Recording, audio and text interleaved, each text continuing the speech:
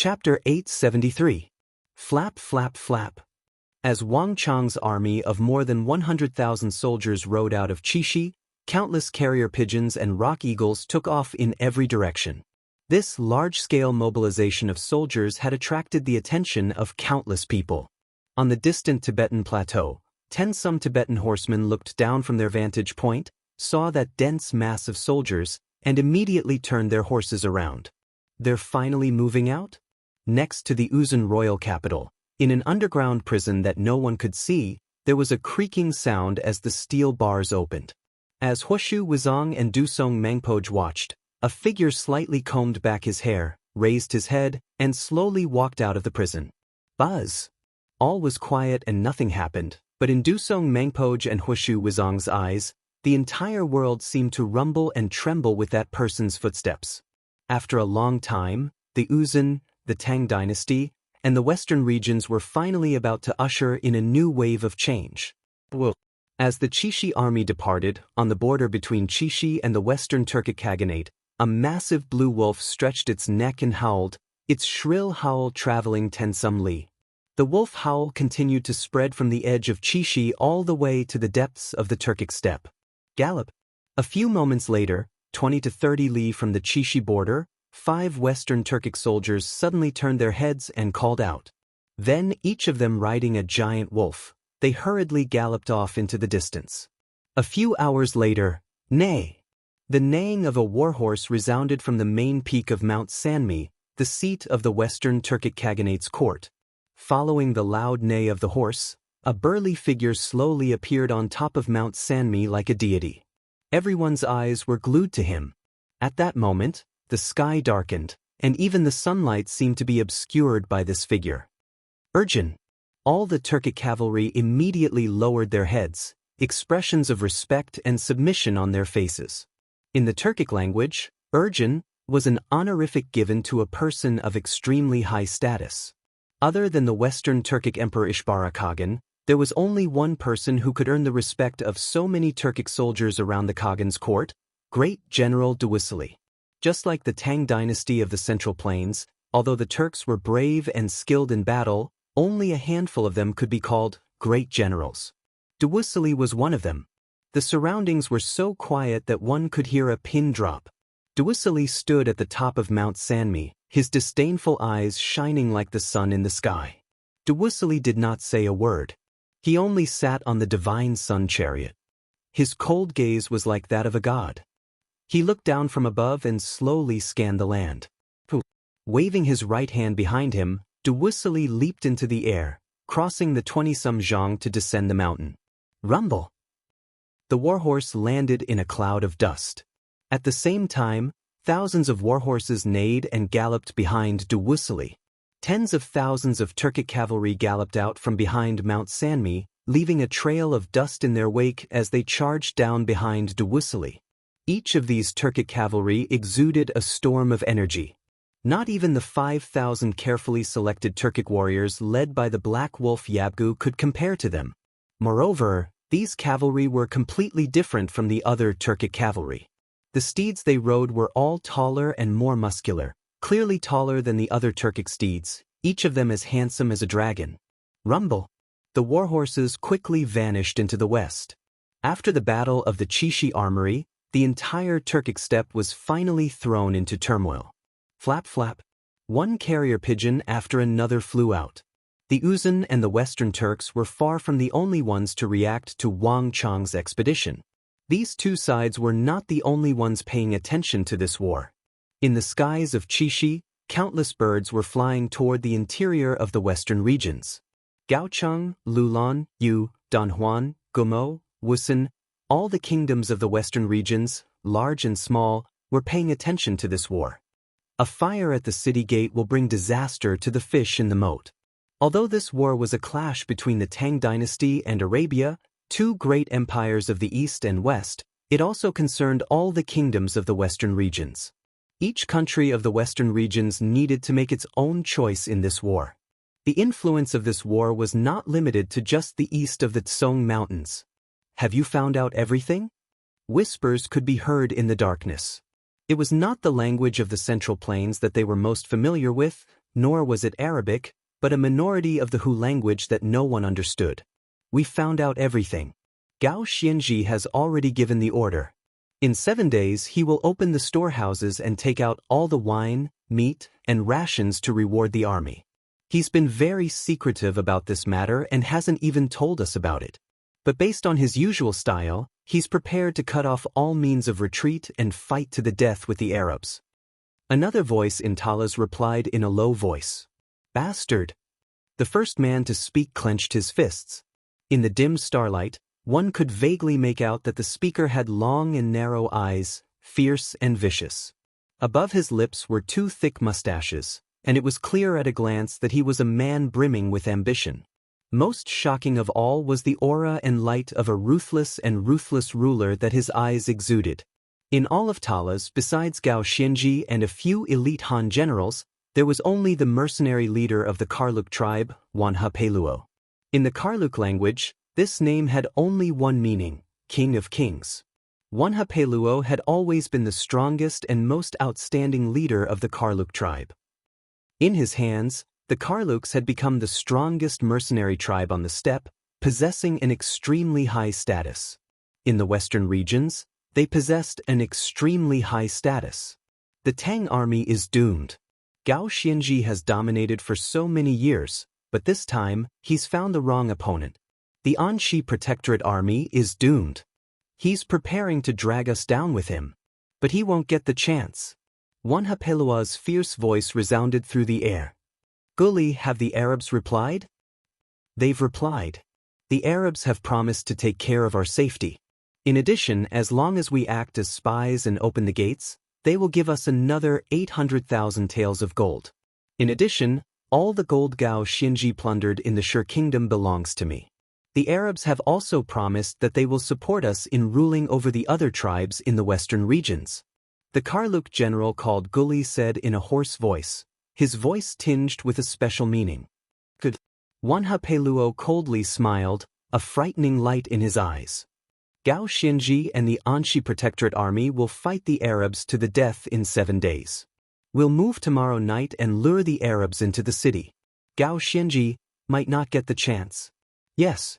Your subordinate will immediately give the order for our brothers to prepare. Starting tomorrow, Gao Xianji and the Annam Protectorate will become history. They won't get another chance. The western regions will be the world of Milord and our Karluk. The Karluk general called Guli immediately said. Wanha Peluo chuckled and gave a satisfied nod. The Anxi Protectorate army and Gao Xianji were renowned throughout the world as the war god of the western regions. If he could personally bury this lion of the western regions, he would be able to add a dazzling stroke to Wanha Pelua's and the Karluk army's record books. This would be the best gift for their Karluk tribe to rule over the western regions. Reporting. Just as Wanha Peluo was feeling the most pleased with himself, the sound of footsteps suddenly rang out in the darkness. Wanha Peluo and the Karluk general turned their heads and saw a Karluk mercenary rushing toward them. What's going on? What's all the fuss about? Don't you know the rules of the army? Wanha Peluo frowned. Gao Xianji had been extremely strict in managing his army. Even though he had already made up his mind to betray Gao Xianji, before truly moving, Gao Xianji still had to abide by the iron law of neutrality. Leader, it's bad. We just received a message from the tribe behind us. Our tribe has been surrounded by the Qixi Protectorate, and all the women, children, and the elderly have been captured. Even the tribe's cows, sheep, and warhorses have been brought to the Tsong Mountains. The Karluk mercenary's breathing was ragged, his expression one of extreme panic. What?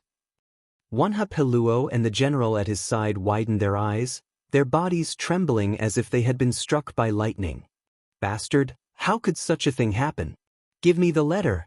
Wanha Peluo was enraged as he snatched the letter from the tribal soldier's hands.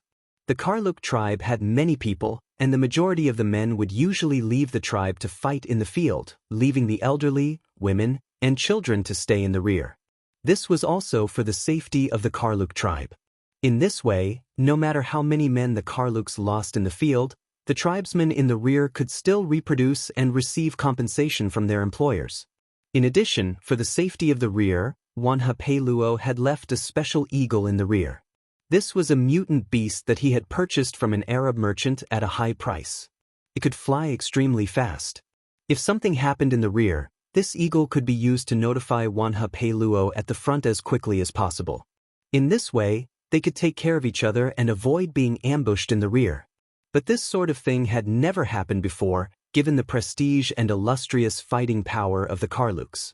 Yet Wanha Peiluo had never imagined that while he was with Gao Xianji and the Anxi Protectorate army, his home would be attacked, and it would be the army of the Tang dynasty. When he opened the letter, he saw that it was written entirely in Karluk, and it was marked with a symbol that only his tribe knew. Bastard! A thunderous roar resounded through the skies, shattering the tranquility of Talas. Wanha Peiluo threw the letter to the ground, his entire body seething with rage. Get ready! I'm going to see Gao Xianji. Chapter 874. Rumble. On the road to Anxi, the earth quaked and the heavens swayed. 18 or 19 people stood on each carriage, pulled by 4 horses as they galloped along the cement road. Unlike ordinary carriages, each of these carriages had a white folding sail attached to them. The sail was around 6 feet tall and 8 feet wide. When the wind was in their favor, the sail would be unfurled to increase the speed of the transport. And when the wind was against the wind, the soldiers on the carriages would fold the sail as quickly as possible. Zhang Shouji had built these according to Wang Chang's instructions, using the principles of sails in the hopes that they could transport the Qixi Protectorate to Talas as quickly as possible. As he entered the western regions, Wang Chang's brow began to slowly crease. This war had an even stronger effect on the western regions than he had imagined. When Wang Chong had first met Hulayeg, he had been to the western regions. At the time, the western regions had been extremely prosperous. The 9 families of Zhaowu, the 36 kingdoms of the western regions, and the merchants of Arabia and Charax Spazinu had all gathered here. Pearls, agate, and spices could be found everywhere. It was precisely because the merchants of these countries had gathered here that the western regions could prosper and prosper. But when Wang Chong entered the western regions, all the markets were desolate, with not a single person to be seen. The cities he passed through were practically deserted, and the air was thick with tension. It seems like the war between the Tang dynasty and Arabia has had an even greater effect on the western regions than I imagined. All the Hu merchants sensed the danger and retreated ahead of time. As Wang Chong rode on the white-hoofed shadow, he looked around at the tall and short buildings around him. The streets of this massive city were empty, and Wang Chong could see only a few people. Moreover, they were all nervously watching from a distance, not daring to approach. The scout only glanced in the direction of these people, and a moment later, bang bang bang. All the doors and windows were tightly shut. Zhang Ke, what's the situation? Wang Chong asked. Replying to Marquis, all of the birds have already spread out in a 50-kilometer radius, and there is nothing out of the ordinary. In addition, General Su Kui sent a letter saying that the mission has been completed. They are about 100 miles ahead of us. General Su Kui asked if they need to wait for us and meet up with us. Zhang Ke rode his horse and quickly followed from behind. There's no need. Tell them to hurry up.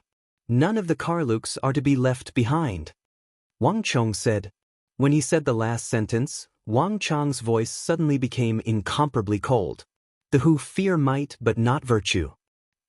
The Karluks were the key to this battle, but Go Xianji had been too conceited, so conceited that he thought these mercenaries would never betray him.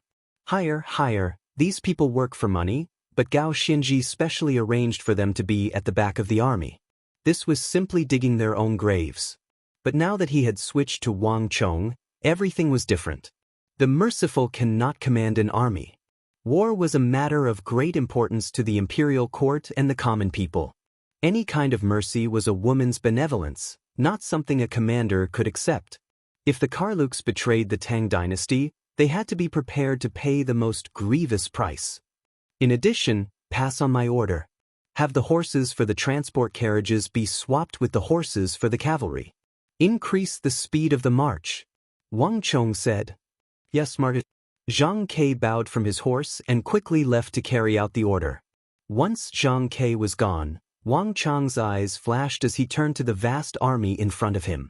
Unlike the haste of the First War of the Southwest, Wang Chong had made the most preparations this time. More than 100,000 soldiers were working together, and all the supplies were in place. Wagon after wagon flowed along the newly constructed cement road between Anxi and Chishi. But the speed of the march was still too slow.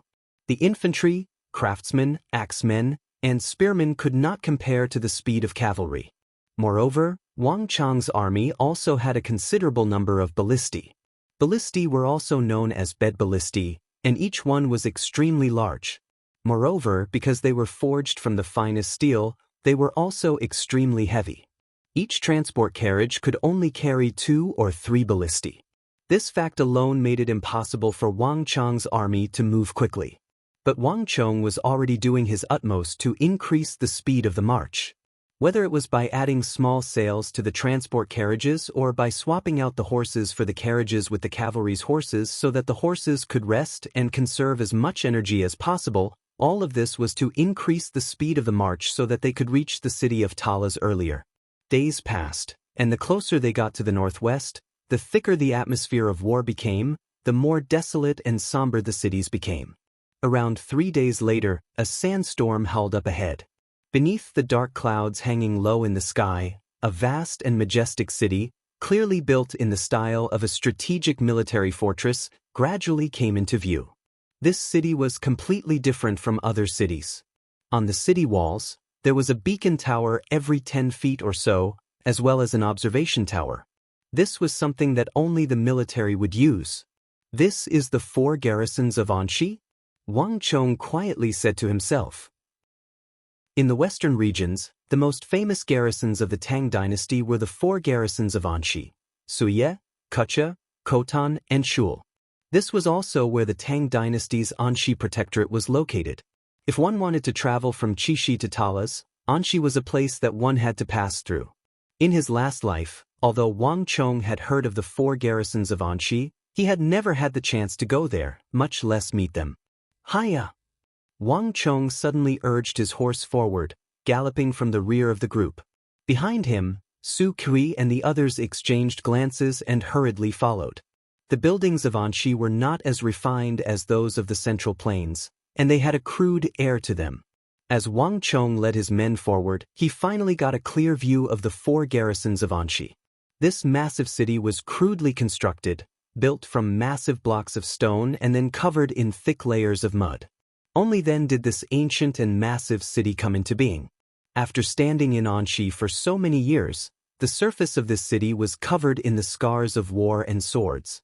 Many places were charred, and there were even a few places where one could see the remains of catapults. The frequent wars had also dyed the city in a layer of black and red. "Sueye." Wang Chong raised his head and immediately saw the 3 modeled characters on the gate. Wang Chong's heart trembled at the sight of these 3 characters. "I didn't think that it would be this city." Of the 4 garrisons of Anxi, the one that Wang Chong was most familiar with was this legendary city of Suye. The reason was very simple. In another space-time, this was the birthplace of an immortal poet, and it was also the birthplace of many famed frontier generals. The farthest frontier fortress of the Tang dynasty was precisely this city of Suye. The army advanced slowly and majestically all the way into Suye city. With the departure of Gao Xianji and the 30,000-some soldiers of the Anxi Protectorate Army, this heavily guarded fortress had become a defenseless fortress. The gates of Suye were wide open, and there was no one standing guard. "There's a stone stele here." When they were still several dozen zhang from the gate, Zhang Ke suddenly pointed to the side of the road. Wang Chong suddenly stopped. This was a huge stone tablet. After being exposed to wind, sun, rain, as well as a long period of time, it had become very mottled. If one didn't look carefully, one would think that it was a brown rock about 2 men tall lying on the side of the road. But with just a glance, Wang Chong couldn't help but widen his eyes. Patrolling on behalf of the heavens. Wang Chong recognized it at a glance. In his last life, before the emergence of his clan, Wang Chong had never left the capital, much less the western regions. Even in his wanderings, he had never been to the western regions. In the western regions, the four great garrisons of Anxi had a thunderous reputation, but there was something even more famous: the steel of patrolling on behalf of the heavens. When Wang Chong was still learning to read, he had heard of this stone steel. In truth, there were probably very few people in the capital who didn't know of this steel. This was because it had been set up by a very special person, Ban Chao, the first true Anxi protector general in the history of the Central Plains. Although it had been Zhang Qian who had opened up the western regions for the first time in the history of the Central Plains and expanded the power of the Central Plains into the western regions. But it was Ban Chao who truly ruled and wielded influence here several hundred years later. The successive dynasties of the Central Plains had constantly gained and lost in the western regions, even losing contact with each other for several hundred years. Countless western regions protector generals had emerged in the intervening years. But when one truly traced back to the past, the first protector general of the western regions was Ban Chao, a scholar of the great Han dynasty more than 1,000 years ago. Although the western regions is far, it is still a land of the kings of the Central Plains. The Son of Heaven finds it difficult to attend to. As a subject of the Son of Heaven, I will patrol on behalf of the Son of Heaven. Forever guard the gates of the country. Back when Ban Chao was stationed in the western regions, he had spoken such words that even the deaf could hear, inspiring countless generations of people with lofty ideals to advance and expand into the western regions, resulting in the Great Tang's current situation in the western regions. The place where Ban Chao had set up the steel was said to be the place where Zhang Qian had left the fortress for the first time, the furthest place Zhang Qian had ever reached. This steel had always been heavily guarded by the successive protectorates. But later on, after the defeat of the Tang dynasty in the Battle of Talas and the annihilation of Gao Xinji's 30,000 elite soldiers, the Arabs had come east. They had passed through the Tsong Mountains and advanced into the four garrisons of Anxi, and the first thing they had destroyed was the steel. The steel of patrolling on behalf of the heavens had been dragged back to Arabia and thrown into the sea. When the news had first arrived, countless people of the Central Plains had felt a heartache. Wang Chong had also been wringing his hands, viewing it as the greatest regret of his life. Not even Wang Chong had expected that he would be able to fulfill his long-cherished wish of seeing this steel of patrolling on behalf of the heavens. As these thoughts flitted through his mind, Wang Chong suddenly dismounted from the white-hoofed shadow as everyone looked on in shock. Relax. This time, the Arabs won't have a single chance to step into the gates of the Tang dynasty. Wang Chong's heart was heavy as he respectfully bowed and said to himself, "Don't worry." This steel had been entrusted to the hot-bloodedness and dreams of countless loyal subjects of the Central Plains. This was their dream, and it was the dream of the entire Central Plains. Wang Chong would never allow this dream to be sullied.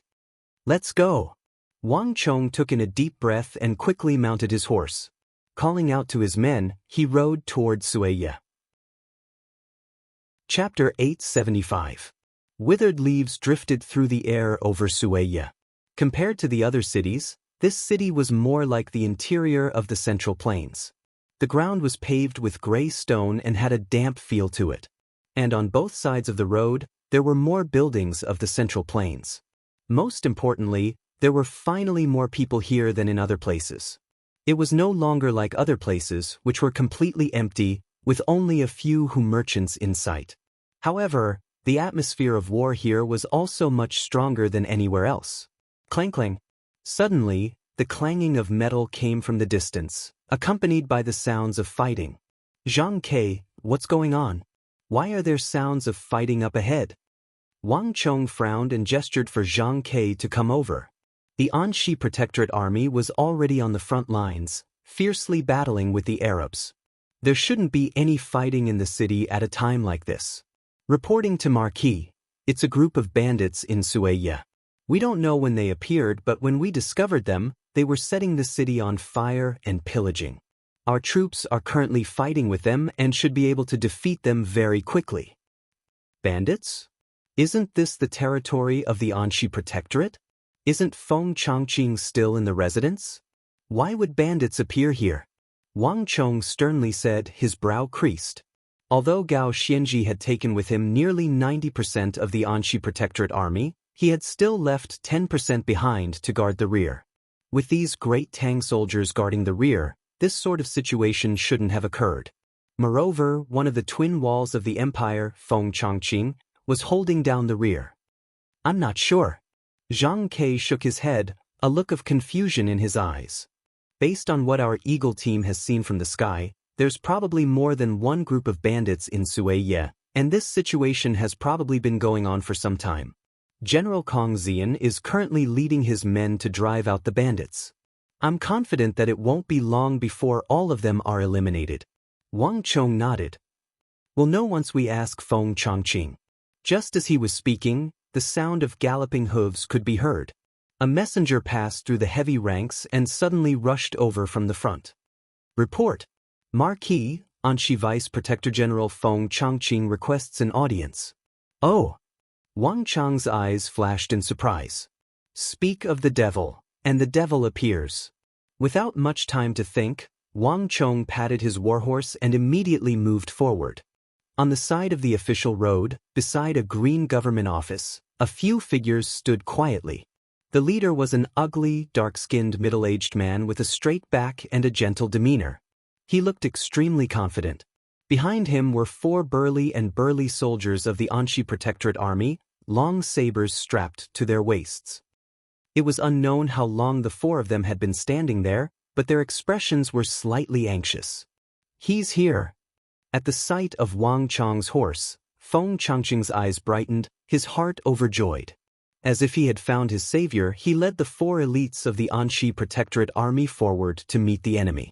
For nearly 2 months, Feng Changqing had been anxiously waiting, every day like an ant on a hot pan. Only he knew how he had managed to endure these 2 months. Now that Wang Chong had finally led an army of more than 100,000 soldiers through Suiye, Feng Changqing felt much more at ease. In truth, as Wang Chong's constant evasions, he had once suspected that Wang Chong was just making up excuses. But at this moment, when he saw the surging Qixi Protectorate, Feng Changqing no longer had any doubts. And what excited Feng Changqing the most was that he had originally believed that Wang Chong would only bring 20 to 30,000 soldiers at most. He had never imagined that Wang Chong would bring reinforcements that far surpassed his expectations. Marquis, you finally arrived. Feng Changqing strode forward, bowing in front of Wang Chong's white-hoofed shadow and clasping his hands in greeting. The moment these words left his mouth, Feng Changqing could no longer hold back his tears. The city of Talas was in a perilous situation, and he had not received a single letter in more than 3 days. Although he was extremely anxious, he could not show it, because everyone was watching him. If even he panicked, then all of Anxi would be finished. But after waiting for so long, this day had finally arrived, Wang Chong's arrival. "Milord, there is no need for such courtesy." Wang Chong's expression turned serious, and he hurriedly dismounted and helped Feng Changqing up. Feng Changqing was a famed general of Anxi, one of the twin walls of the empire. In terms of age and seniority, he had far surpassed Wang Chong, but in terms of status, Wang Chong had far surpassed Feng Changqing. Gao Xianji had left Feng Changqing to guard the rear, giving him the position of Vice Protector General. But Wang Chong was Qixi's Protector General, and the young Marquis that had been personally conferred by the Holy Emperor. In this aspect, Feng Changqing could not compare. Thus, when Feng Changqing met Wang Chong, he needed to bow as a subordinate. "Dare I ask, Milord, what is the current situation in the western regions? What is Lord Gao Xianji's situation? And when I just entered the city, I saw bandits running amok. Aren't there still soldiers of the Anxi Protectorate Army stationed in Suiye? Why is something like this still happening?" Wang Chong got straight to the point. Wang Chong had long since heard of Feng Changqing's reputation. In his last life, the twin walls of the empire had been 2 of the brightest stars of the western regions. Although he had heard a lot about them, this was his first time meeting them in person. Feng Changqing had an extremely ugly appearance, and his status was not as high as Wang Chong's, but Wang Chong did not look down on him in the slightest. On the contrary, he treated him with extreme respect. This was also why he had hurriedly dismounted and bowed upon seeing Feng Changqing. This was a loyal subject of the empire, one of the best in logistics and administration. Even Su Yichin, who would later become the queen of logistics, had once said that she admired him immensely. It was precisely for this reason that bandits were running amok in Suye that Wang Chong found it even more difficult to understand. Marquis might not know, but Anxi is currently plagued by internal and external threats. The Arabs have not only colluded with the Shur kingdom, but have also sent out many spies to bribe the Hu of Anxi, equipping them with horses and weapons so that they can stir up trouble in the rear and disrupt Anxi. In addition, the Anxi Protectorate army led by Lord Gao Xianji has been locked in a stalemate with the Arabs at Talas for 2 months.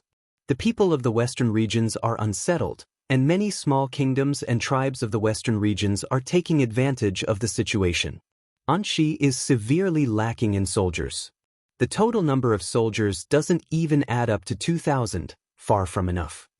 What Marquis is seeing right now is the result of my doing all I can to maintain it.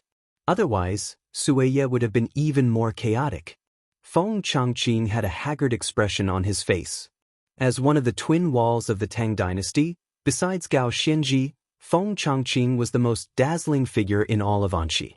Feng Changqing truly could not escape the blame for Anxi's current state, but only Feng Changqing understood just how difficult his situation was.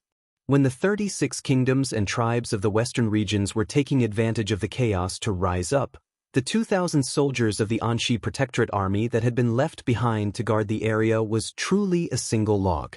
On the one hand, Feng Changqing was worried about the safety of Gao Xianji and the 30,000 soldiers of the Anxi Protectorate army at Talas, and on the other hand, he had to do his utmost to maintain the stability of the western regions. So that's how it is. Wang Chong was also moved. He knew that Gao Xianji hadn't left many soldiers in the western regions, but Wang Chong had never imagined that there would only be 2,000 soldiers. Maintaining the safety of the vast western regions with such a small number of soldiers was practically impossible. In truth, the fact that Suye, as the city closest to Talas, was still able to have so many merchants and still maintain order on the surface was a testament to Feng Changqing's astonishing abilities. Chen Bin, give Lord Feng Changqing 2,000 soldiers and equip them with crossbows and shields. In addition, I will give you 10 ballista teams. No matter what, Suye must be stabilized. Wang Chong ordered without turning his head. Suye was where the Anxi Protectorate was located. It was both the closest defensive fortress to Talas and the spiritual center of the western regions. If even the Anxi Protectorate's Suye fell into chaos, the entire western regions would truly be thrown into chaos. Thus, no matter what, Wang Chong had to stabilize the situation in Suye and kill all the robbers. Yes, Margaret. Chen Bin's voice came from the rear, and then the sound of hooves galloping into the distance. Marquis, I can deal with the situation in Anxi for now, at least for the time being, but Lord Gao Xianji is in a dire situation. I'm afraid that he won't be able to hold on for much longer. I hope that Marquis can hurry up and reinforce Lord Protector General as soon as possible. Feng Changqing suddenly said, his eyes brimming with unease and anxiety. Lord Feng, don't be in such a rush. Just what is the situation at Talas? Wang Chong asked. Up until now, almost all the information on Talas had come from the Anxi Protectorate and Feng Changqing. No one knew the situation at Talas better than Feng Changqing, not even Jean Quebec. The situation at Talas is extremely bad. When the Arabs first arrived, they didn't have many soldiers or sufficient preparations, and there were no trees around Talas that could be cut down. But now, the Arabs are gathering more and more soldiers, and their attacks are getting fiercer and fiercer. Based on the information I've gathered, the Arabs are already cutting down trees in the rear and bringing them to the front lines, where they are building ladders and other construction equipment. This is clearly the intention of an all-out assault. In a few days at most, Talas won't be able to hold out. The Arabs are currently focusing all their attention on Talas. If Talas falls, Anxi will quickly fall. The entire western regions will fall into the hands of the Arabs. Feng Changqing's expression was extremely agitated. Marquis, Anxi and the Tang dynasty have no more soldiers to use. We can only rely on Milord. Changqing requests Marquis, no matter what, You must rescue Lord Protector General and the Anshi disciples in the city. Please. Chapter 876. Around Wang Chong, Li Sai, Su Shixian, Cheng Sanyuan, Zhang Ke, Sun Jiming, Chen Burang, and Zhuang Buping couldn't help but be moved by this sight. Feng Changqing's name was like a thunderclap to their ears. For many of them, he was a lofty and unreachable figure that they would never be able to come into contact with in their entire lives. But now, in front of so many people, Feng Changqing had put down his dignity and come to beg Wang Chong, who was far younger than him, in an extremely humble manner. This was a massive blow to all of them. But Feng Changqing seemed to not notice, and he continued to bow. The situation in the western regions was getting tenser and tenser, and after almost 2 months of darkness and despair, Wang Chong was the only hope he could see, the only chance of survival for the 30,000 soldiers of the Anshi Protectorate Army trapped at Talas. Lord Feng, be at ease. Although the Arabs are powerful, they are far from being invincible. To borrow the words of Han Great General Chen Tang, those who openly offend my mighty Han will be executed no matter how far away they are. The Tang dynasty is not weak, and the last thing the Arabian Empire should have done was collude with the Shur Kingdom and covet Anshi. In this battle, I will not only rescue Lord Gao Xianji and the soldiers of the Anshi Protectorate Army, I will also make the Arabs pay the heaviest price for their recklessness. This is also the true reason I have come here. Wang Chang's eyes were bright as he slowly raised Feng Changqing up, his expression abnormally solemn. Each of Wang Chang's words was like a heavy weight, causing Feng Changqing and the surrounding Anshi Protectorate Army soldiers to tremble in shock. Feng Changqing had been bursting with anxiety and unease, and when he saw Wang Chong, his eyes turned red and tears almost came out. But at this moment he inexplicably felt at ease. Slowly, Feng Changqing raised his head. For the first time, he was carefully examining the young Protector General before him. This was a youth of 16 or 17, with sword-like eyebrows and starry eyes. It was easy to associate him with the scions of the great clans of the capital, but he exuded a steadiness that no scion of his age could possess. His expression was wise and his manner was calm, causing others to unconsciously pay attention to every word he said and deeply believe him. Not only that, but Feng Changqing could also sense an extremely strong military aura from him. He was no ordinary general, but a top-notch general who had been through mountains of corpses and seas of blood. He had a wealth of battle experience and was extremely qualified. In his 10-some years in the Anshi Protectorate Army, he had only sensed this sort of aura on one person, Shi Protector General Gao Xianji. But not even Gao Xianji exuded such a thick aura of iron and blood. Feng Changqing had once looked down on Wang Chong, but he had also re-examined him. But in the end, Feng Changqing had realized that he had underestimated him. This youth was far stronger than he had imagined. Marquis speaks the truth. This one has made a slip of the tongue. With Marquis leading the mighty army of my Tang dynasty, Changqing is confident that the Arabs will never be able to get what they want. Changqing wishes Milord an early report of victory and a triumphant return. When the time comes, Changqing will definitely hold a banquet for Milord in the Protectorate headquarters to welcome you and celebrate your achievements. Feng Changqing's expression also turned serious, and he turned to the side of the road and once more gave a deep bow. It was the same bow, but the meaning behind it was completely different. I wish Milord an early report of victory and a triumphant return. Behind Feng Changqing, the 4 soldiers of the Anshi Protectorate Army also bowed deeply. Wait for my news. Wang Chong only smiled. This time, he did not help Feng Changqing up. Mounting the white-hoofed shadow, he set off once more. His back was straight, and there was no reluctance in his eyes. Pass on my order. All soldiers, move out. Speed up. Rumble. The army of more than 100,000 surged through the last stronghold of the Tang dynasty and toward Talas, which was nearly 1,000 li away. Behind him, only when the last soldier of the Qixi Protectorate had left Suya did Feng Changqing slowly raise his head. Under the setting sun, the more than 100,000 Qixi reinforcements were like a black flood, sweeping through the distance with unstoppable momentum. This sort of momentum, unstoppable, had been deeply imprinted into the minds of every Qixi soldier. But in Feng Changqing's mind, all he could think of was the confident figure of that youth. It's true that 100 rumors are not as good as a meeting, and a meeting is far better than a reputation. In the past, it was me and Milord who underestimated Marquis.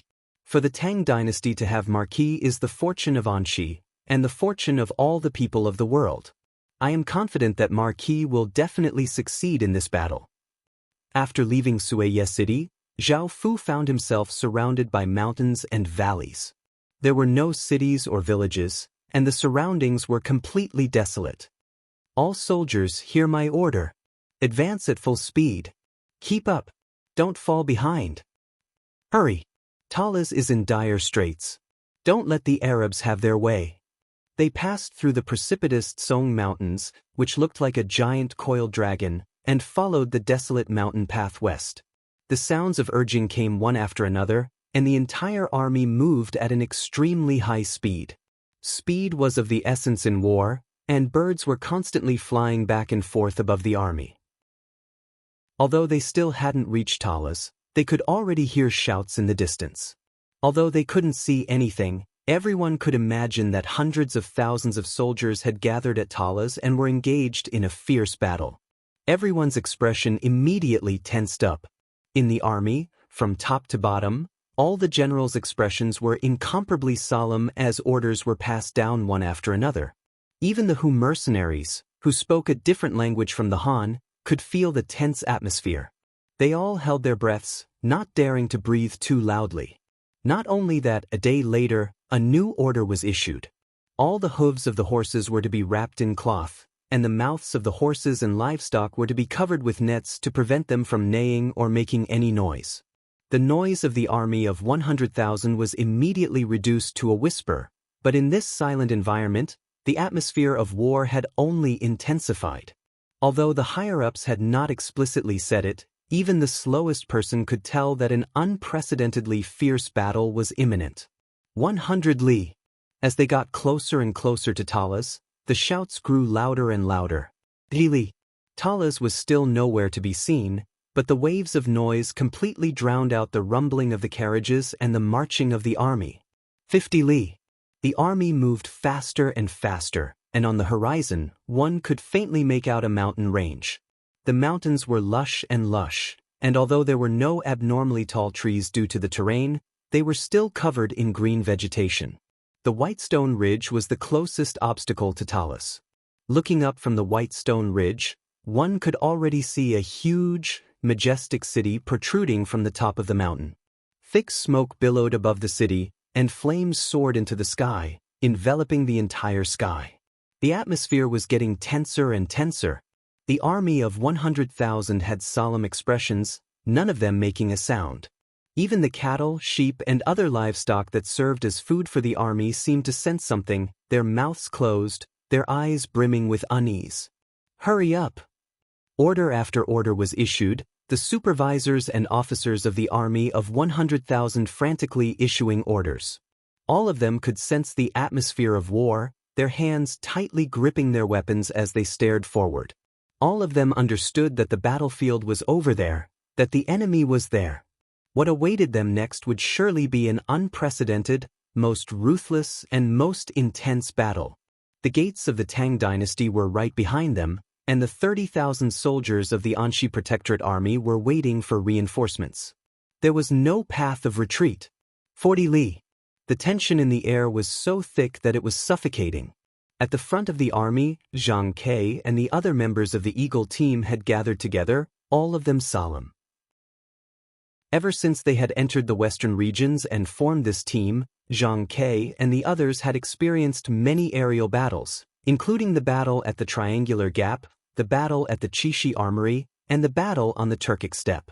Each time, they had returned victorious. But all of them understood that their opponents this time were completely different. They were far stronger than any of their previous opponents. Cavalry, infantry, and even the eagles in the sky. In their last few encounters, they had not managed to gain the slightest advantage. Get ready! Zhang Ke turned to look at the others, his gaze sweeping past each member of the Eagle team. I don't need to say more about how powerful the Arabs are. We only have one chance, and no matter what, we must win. Not a single one of them can escape. Understood. Everyone spoke successively. All of them were like bowstrings that had been pulled taut, and their expressions were extremely serious. Zhang Ke nodded and quickly turned to look at the western sky. His gaze swept over the sky again and again as if he was searching for something. After some time, screech. Suddenly, a shrill cry came from the western skies.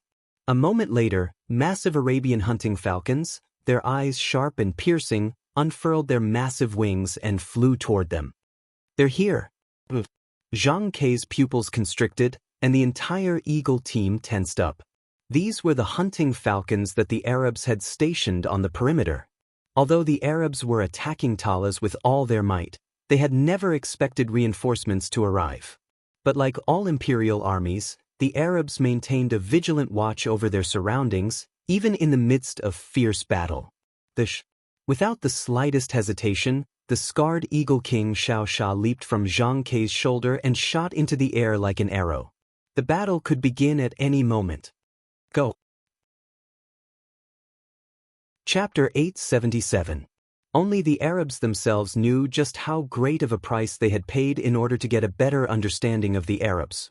11 members of the Eagle team had died to the east of Talas, 20 to 30 eagles had died in battle, and even Xiao Sha had been heavily injured. But Zhang Ke had also succeeded in grasping some of the Arab patterns. The Arabs had a unique style of combat. The eagles in the air would often be very far away from the scouts on the ground, and the hunting falcons could scout for several dozen li. Whenever these Arabian hunting falcons encountered an enemy bird, one of them would immediately return to inform the scouts in the rear. In order to avoid being discovered by the Arabs, the scouts could only return to the ground.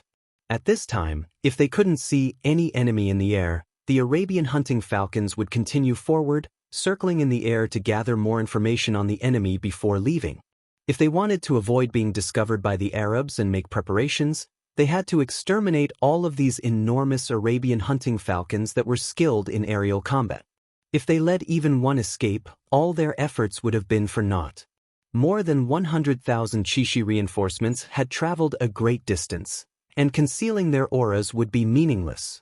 One circle, only one circle. No matter what, we have to succeed. Zhang Ke looked nervously at the sky. The Arab army was currently spread out in all directions, and the west was only a part of it. This was the best chance for them. The entire Eagle team had been mobilized. This battle would determine the success or failure of the entire army, including the armies of Chishi and Anshi. As these thoughts flew through Zhang Ke's mind, the dense ranks of the Tang dynasty eagles clashed with the Arabian hunting falcons. Screech. A shrill cry resounded through the sky. Without any contact or probing, the eagles of both sides plunged into the fray and began a bitter slaughter. Feathers danced in the air and blood splattered everywhere. It wasn't just scattered blood, but blood that filled the sky from the very beginning. Bang!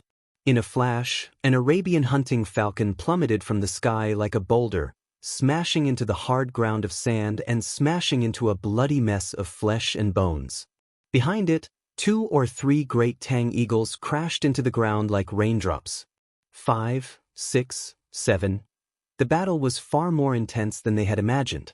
The Arabian hunting falcons were far more vicious than they had imagined. Their beaks were like steel chisels, their claws like iron hooks, and every time they swooped down, they would tear away chunks of flesh and feathers.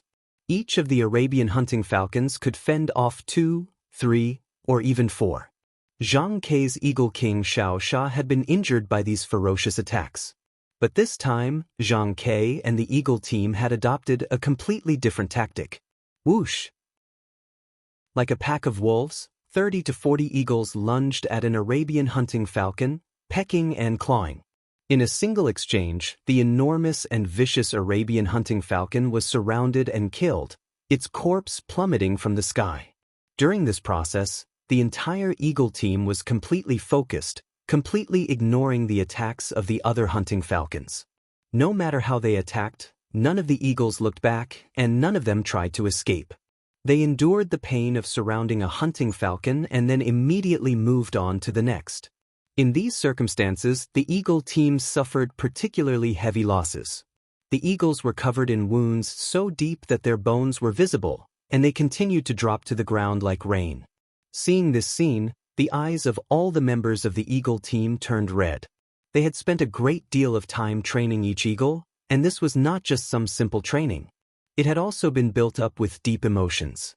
Each time an eagle fell, it felt like their hearts were being torn apart, but they could only bury this feeling deep in their hearts. Zhang Kei's tactic was proving effective. In just a few seconds, a large number of Arabian hunting falcons were dropping from the sky. Not even the fiercest hunting falcon could stop the attacks of so many eagles, but Zhang Kei's heart was still tense. "We can't let them escape, we can't let them escape." Zhang Kei clenched his fists as he stared at the sky. No matter how many Arabian hunting falcons they killed, it was meaningless. The most important thing was to exterminate all the Arabian hunting falcons. If even one managed to escape, the operation would be a complete failure. In the sky, the number of Arabian hunting falcons continued to dwindle. In the face of the suicidal attacks of the eagles, the hunting falcons were finally afraid, some of them even screaming as they tried to turn and flee. Everyone's hearts leapt into their throats at this sight, and Zhang Kei's face paled. At this moment, a rock eagle lunged forward like a bolt of lightning, tearing apart the back of an Arabian hunting falcon with a single swipe of its claw and tossing it out of the sky. A second, a third, and a final Arabian hunting falcon tried to turn and attack, but it was swiftly killed by the other eagles. Bang! When the last Arabian hunting falcon crashed to the ground, the entire eagle team let out a cheer for the day. "Little Shah! Little Shah! Little Shah!" The rock eagle that had killed the last 3 Arabian hunting falcons was Zhang Kei's eagle king, Little Shah. Success! Zhang Kei mentally breathed a sigh of relief. The Arabs wouldn't be completely unaware, but killing these Arabian hunting falcons would at least buy Marquis and his army some time to speed up the operation. The rest is up to Huang Badian and the others. If they wanted to get close to the Arabs without being discovered, there were at least 2 obstacles. The first was the hunting falcons that the Arabs had scattered around the perimeter of the army, and then there were the scouts on the ground. Each hunting falcon corresponded to a scout on the ground. Although they had won this aerial battle, they could not let their guard down. The scouts on the ground would come to investigate if they noticed that the hunting falcons had disappeared, but this was not within the scope of Zhang Kei's abilities. "Ready!" A loud shout came from up ahead.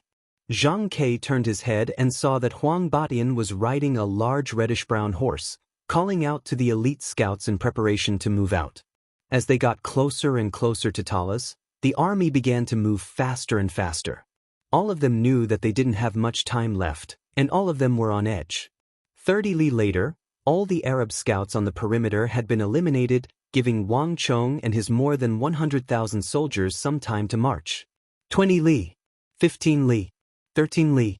The army could be discovered at any moment. Everyone was racing against time. Everyone understood that for every meter the army advanced, their chances of victory would increase by 1 point. All of them were silent, their expressions solemn. The only sounds were the uniform footsteps and the rumbling of wheels. Only the last step is left. In the rear of the army, Wang Chong rode his white-hoofed shadow, surrounded by many experts and generals. His sharp eyes were constantly peering into the distance. Whether it was Zhang Kei's eagle team or Huang Boshan's scout team, everything was under his control. It was impossible for an army of 100,000 to remain undiscovered by the Arabs, but they could push the army to the closest point and gain the greatest advantage. Wang Chong had once used a model to study the terrain around Talas. Although the city of Talas was surrounded by a vast expanse of plains, to the northeast was a series of low hills. If they could reach those hills before the Arabs discovered them, they would be able to catch them off guard. A small ship could easily turn around, and a group of 10-some soldiers could easily change their strategy. But when hundreds of thousands of Arab soldiers were attacking the city of Talas, changing the direction of their assault was not so easy. This was also the opportunity for Wang Chong and his Chishi reinforcements. Rumble! At this moment, The earth quaked and the sky swayed as the thundering of hooves came from the opposite side of the army. At the same time, the galloping of hooves could be heard. Reporting. An Arab army of 7,000 to 8,000 has suddenly appeared in front of us and is heading toward us. Lord Protector General, how should we deal with them? The scout dismounted and kneeled on the ground, his expression extremely nervous. Wang Chong faintly smiled as he looked to the front. Behind the rolling hills, a cloud of dust soared into the sky, and within this cloud of dust, 7,000 to 8,000 Arabs formed into a black flood of steel that had suddenly appeared on the summit. In the end, we still found them. Wang Chong grinned, unconcerned. In the end, the Arabs were no weaklings. Although he had done his utmost to conceal himself and had used the sounds of battle to drown out the noise, the Arabs had still sensed something strange and sent an army to sweep the area. But just 7,000 to 8,000 soldiers is far from enough. The strategy from before was effective. Wang Chong had covered the horses and livestock with nets and cloth, causing the entire army to fall silent and mute. Only the sound of carriages could not be masked, but the road that Wang Chong was traveling along was the busy Silk Road, with all sorts of merchants coming and going. This sort of noise was far too normal, and the fact that his scouts had not reported back made it very difficult to arouse suspicion. Wang Chong had thought this through meticulously, and the final result was already before his eyes. Although the Arabs had heard the noise, they had clearly believed that not many people had come, so they had only sent 7,000 to 8,000 cavalry to investigate. Clang. With a clear cry, Wang Chong unsheathed his sword, a 4-foot-long woozy steel sword that seemed to block out even the sunlight, its sharp edge gleaming with a cold light. All soldiers, hear my order. Advance at full speed. As he spoke, Wang Chong raised his sword and pointed it toward the distant hills. Chapter 878. Rumble.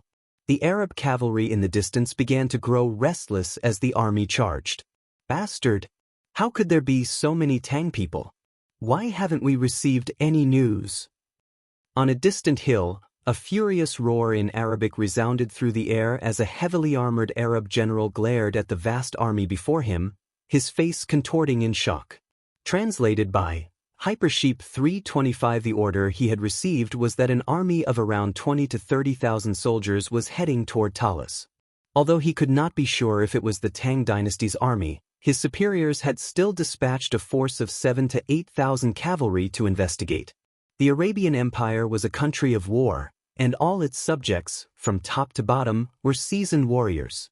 A force of 7,000 to 8,000 cavalry equipped with the strongest Arabian steeds on the continent was enough to deal with 60,000 to 70,000 soldiers, but the enemy army was far larger than that.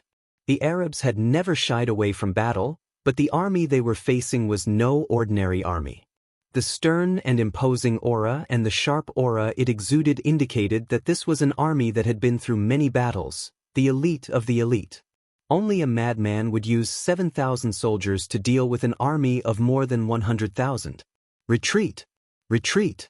Quickly! Someone! Report to Lord Governor!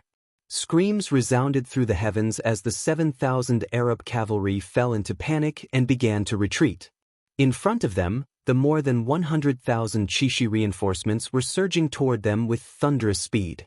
In a place 7 or 8 li from Talas, the low hills faintly swayed in the cold wind, causing the weeds at the top of the hills to sway. Although the nearby Talas had long ago become a sea of blood and mountains of corpses, this place was completely silent, as if time had stopped. Kaio! At this moment, a shrill cry pierced through the sky and broke the silence of the entire area. The Tang army is here! Amidst these shouts, the Arab cavalry began to pour down the hills, their faces filled with fear as they madly fled toward Talas. This sudden change quickly attracted the attention of the distant battlefield. The Arab army on the easternmost side of the battlefield was the first to notice. What happened? Isn't this Abdullah's army? Didn't they just set off? Why did you come back? Bastard! Why are they in such a mess? What scared them so much? That some of the Arab soldiers immediately began to curse at the panicked cavalry. Arabia was a country of war and revered courage. Those who refused to retreat and persisted in fighting on the front lines would always be the people most revered by the army. Those who panicked and ran away in fear would forever be the target of disdain. Quick, inform the governor. The Tang army is here. The reinforcements of the Tang dynasty are here. The Arab horseman at the very front ignored the curses of his men and used all the strength in his body to madly shout at the Arab horseman from afar. Absurd. However, his hoarse warning was met with a stern rebuke. The army parted, and a fierce-looking Arab general, clad in heavy armor and riding a divine steed, rode out from the ranks. His right hand held the scimitar at his waist, and he seemed to seethe with killing intent. The most elite army of the Tang dynasty is here. What other formidable army does Anxi have? Even if the Tang dynasty really did send reinforcements, what's there to be afraid of? We've gathered more than 300,000 soldiers. Lord Governor has already given the order that anyone who dares to retreat on the battlefield will be immediately executed. Are these scoundrels seeking death? As the strongest existence on the continent, Arabia had already subdued several dozen countries of various sizes on its borders. And in this battle, the Arabian Empire had gathered more than 300,000 elite soldiers near Talas. What could possibly threaten them at this time? What could possibly make them panic? But a moment later, the Arab general found himself unable to continue. The hills behind the fleeing Arab cavalry began to rumble and tremble as if they were being shaken by a pair of invisible hands. The trembling was not very loud at first, but as time went on, the trembling grew more and more intense. Even the earth and the battlefield of Talas began to shake. What's going on here? The Arab general slightly grimaced. This was definitely not the work of those 7,000 or 8,000 soldiers. With just 7,000 or 8,000 people, it was impossible to create such a huge commotion. This disturbance was the work of an army of at least 100,000 soldiers. Buzz. A moment later, Ney's horse neighed, and as the Arab general and countless Arab soldiers watched, a black dragon-patterned war banner slowly rose from the hills. Accompanying this war banner was an abnormally large and majestic horseman. 1 horse, 2 horses, 3 horses. In the blink of an eye, tens of thousands of cavalrymen had appeared at the top of the hills. They covered almost every corner of the crowd's field of vision, and their numbers were increasing at an extremely fast rate. These horsemen did not pursue the Arab horsemen in front of them, nor did they speak. All of them were coldly gazing in the direction of Talas. These horsemen were facing off against the countless Arabs, and in the blink of an eye, an indescribable and suffocating pressure had enveloped the battlefield. For a moment, the entire battlefield was eerily still, even the sounds of fighting becoming much quieter. The Tang people, the easternmost Arab general gulped and subconsciously took a step back, a hint of fear in his eyes. He was definitely not a weak-willed person, but the pressure this army gave him was too great. Tens of thousands of soldiers didn't say a word and just stood there silently. Their disdainful gazes and disdainful auras were like mountains pressing down on everyone's hearts, making it hard for them to breathe. Impossible! How could the Tang dynasty still have such a powerful army? The Arab general's eyes were as wide as saucers, not daring to believe his own eyes. It was also at this moment that a strange feeling welled up in their hearts. At the very center of the hills, the army parted like a tide, and a massive silver-white dragon-patterned banner suddenly rose up from behind the hills, appearing before everyone's eyes. Beneath the banner, the Arab general finally saw the commander of the Tang dynasty. This was a thin youth riding a divine steed with hooves as white as snow. His eyes were filled with disdain, and his entire body exuded a radiant light. On his left and right side, a powerful general accompanied him like a myriad of stars surrounding the moon. We've finally arrived. Wang Chong stopped at the top of the hill and looked into the distance. After more than 5 days of trudging, they had finally arrived at the city of Talas. From the top of the hill, one could see the smoke of beacons and blazing fires. Arab soldiers and banners were everywhere. This was the first time Wang Chong had seen such a large Arab army. Unlike the Mengshizhao people, the Arabs had much larger bodies, and unlike the Uzan people, the Arabs were more aggressive. When tens of thousands of Arabs gathered together in the form of an army, they exuded an aura that no other faction or army around the Tang dynasty could compare to. Flames. Black flames that could incinerate all things and invade all. This was what Wang Chong felt when he stood on the summit and saw the Arab army. These tens of thousands of Arab soldiers were like a vast ocean, encircling the city of Talas. This famed fortress of the Silk Road had long ago lost its former grandeur, and all its walls were in tatters. Fresh blood flowed down from the city walls, dyeing the outer walls of this military town a dark red color. The sky was aflame, roiling flames covering the walls. From the summit, Wang Chong could smell the thick stench of blood wafting from the distance. In the rear of the Arab army, catapults were still hurling massive boulders into the walls of Talas. Accompanying these catapults were countless Arab soldiers with scimitars in their mouths, rapidly climbing up the scaling ladders on the outer wall. The battle for the city of Talas had reached its most critical juncture. After 2 months of fighting, the Anshi Protectorate army in the city had reached its limit. Wang Chong could see a steady stream of Arab soldiers climbing up the walls. Outside the massive gate, a massive battering ram more than 100 zhang long and so large that it would take several men to encircle it was madly battering at the gate. The thick steel gate was already severely deformed and would not be able to last for much longer. Feng Changqing was right. The Arabs really have launched an all-out attack. Wang Chong only slightly creased his brow as he looked into the distance, and then he paid it no more mind. No matter what the Arabs were planning, the moment he had appeared here, everything had been decided. He wanted this city of Talas to become the place where the Arabs suffered their most grievous setback. With this thought in mind, Wang Chong's gaze quickly followed the scaling ladders to the top of the walls of Talas.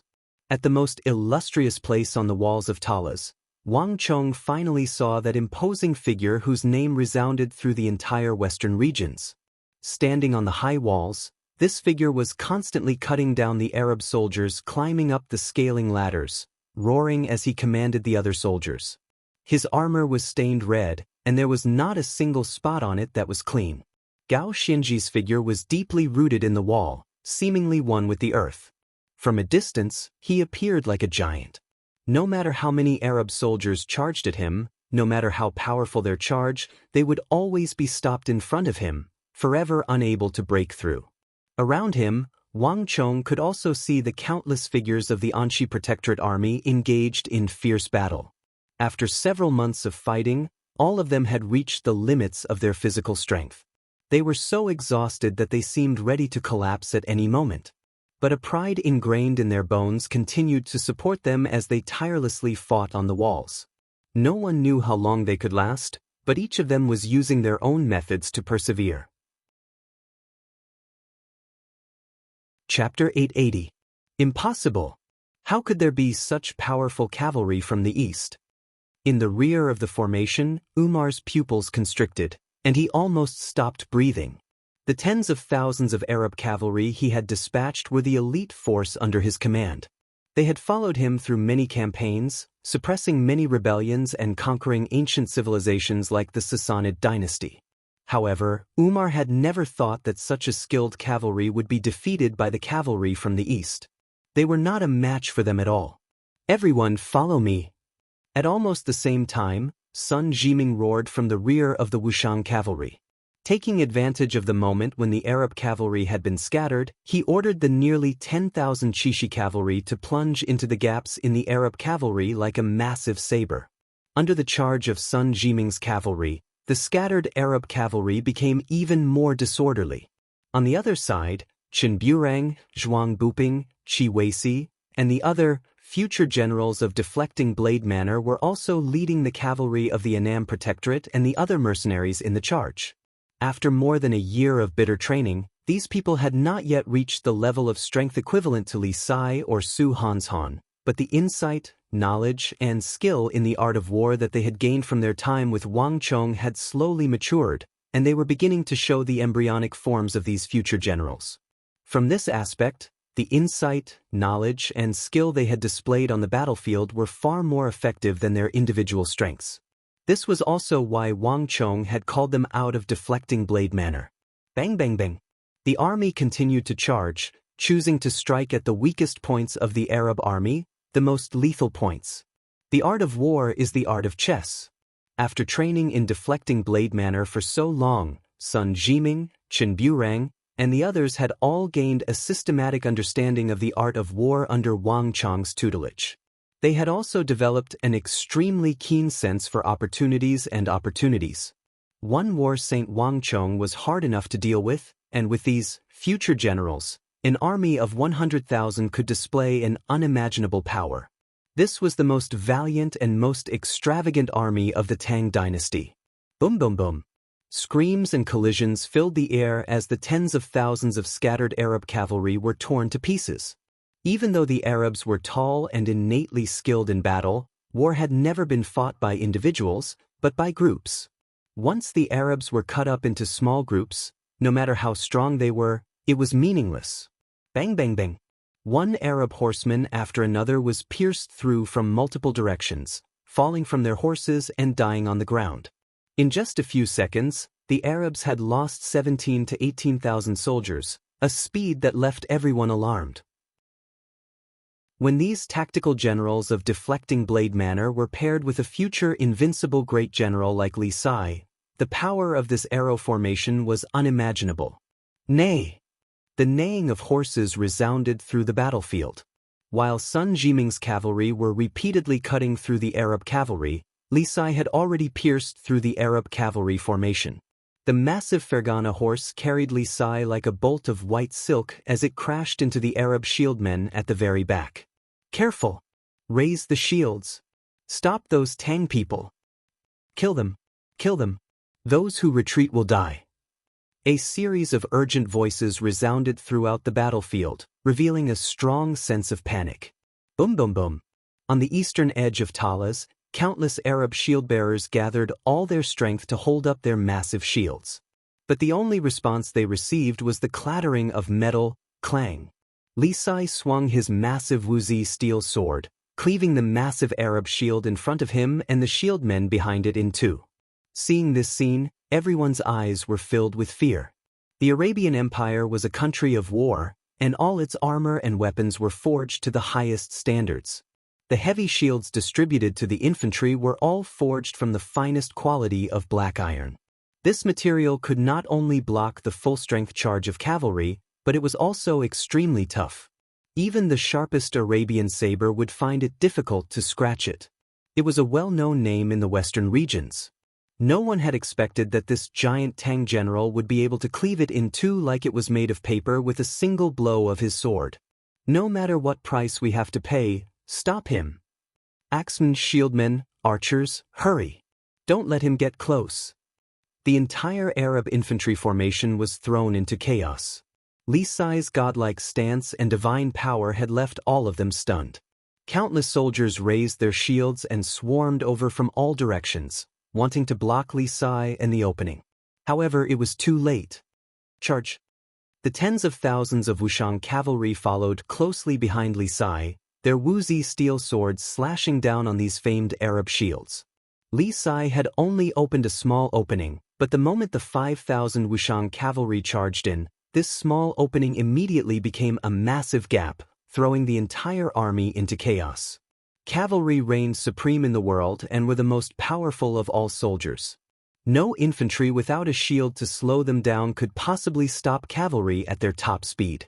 No matter how formidable the Arab infantry was or how skilled the Arabs were in battle, it was all the same. Boom boom boom. The charge of the 5,000 fully armored Wushang cavalry threw the Arab infantry formation into disarray. The Wushang cavalry were the strongest cavalry in the history of the Tang dynasty, the number one cavalry in the world. On this foreign battlefield, they had finally displayed their unparalleled strength. Even the warlike Arabs were incapable of stopping the charge of the 5,000 Wushang cavalry. 10 charges, 10 victories. Li Sai's voice thundered through the sky. Boom! The 5,000 Wushang cavalry scattered like flowers scattered by a celestial maiden. The collapse, which had been limited to the area around the gap, instantly expanded by 10 times, and it was still spreading.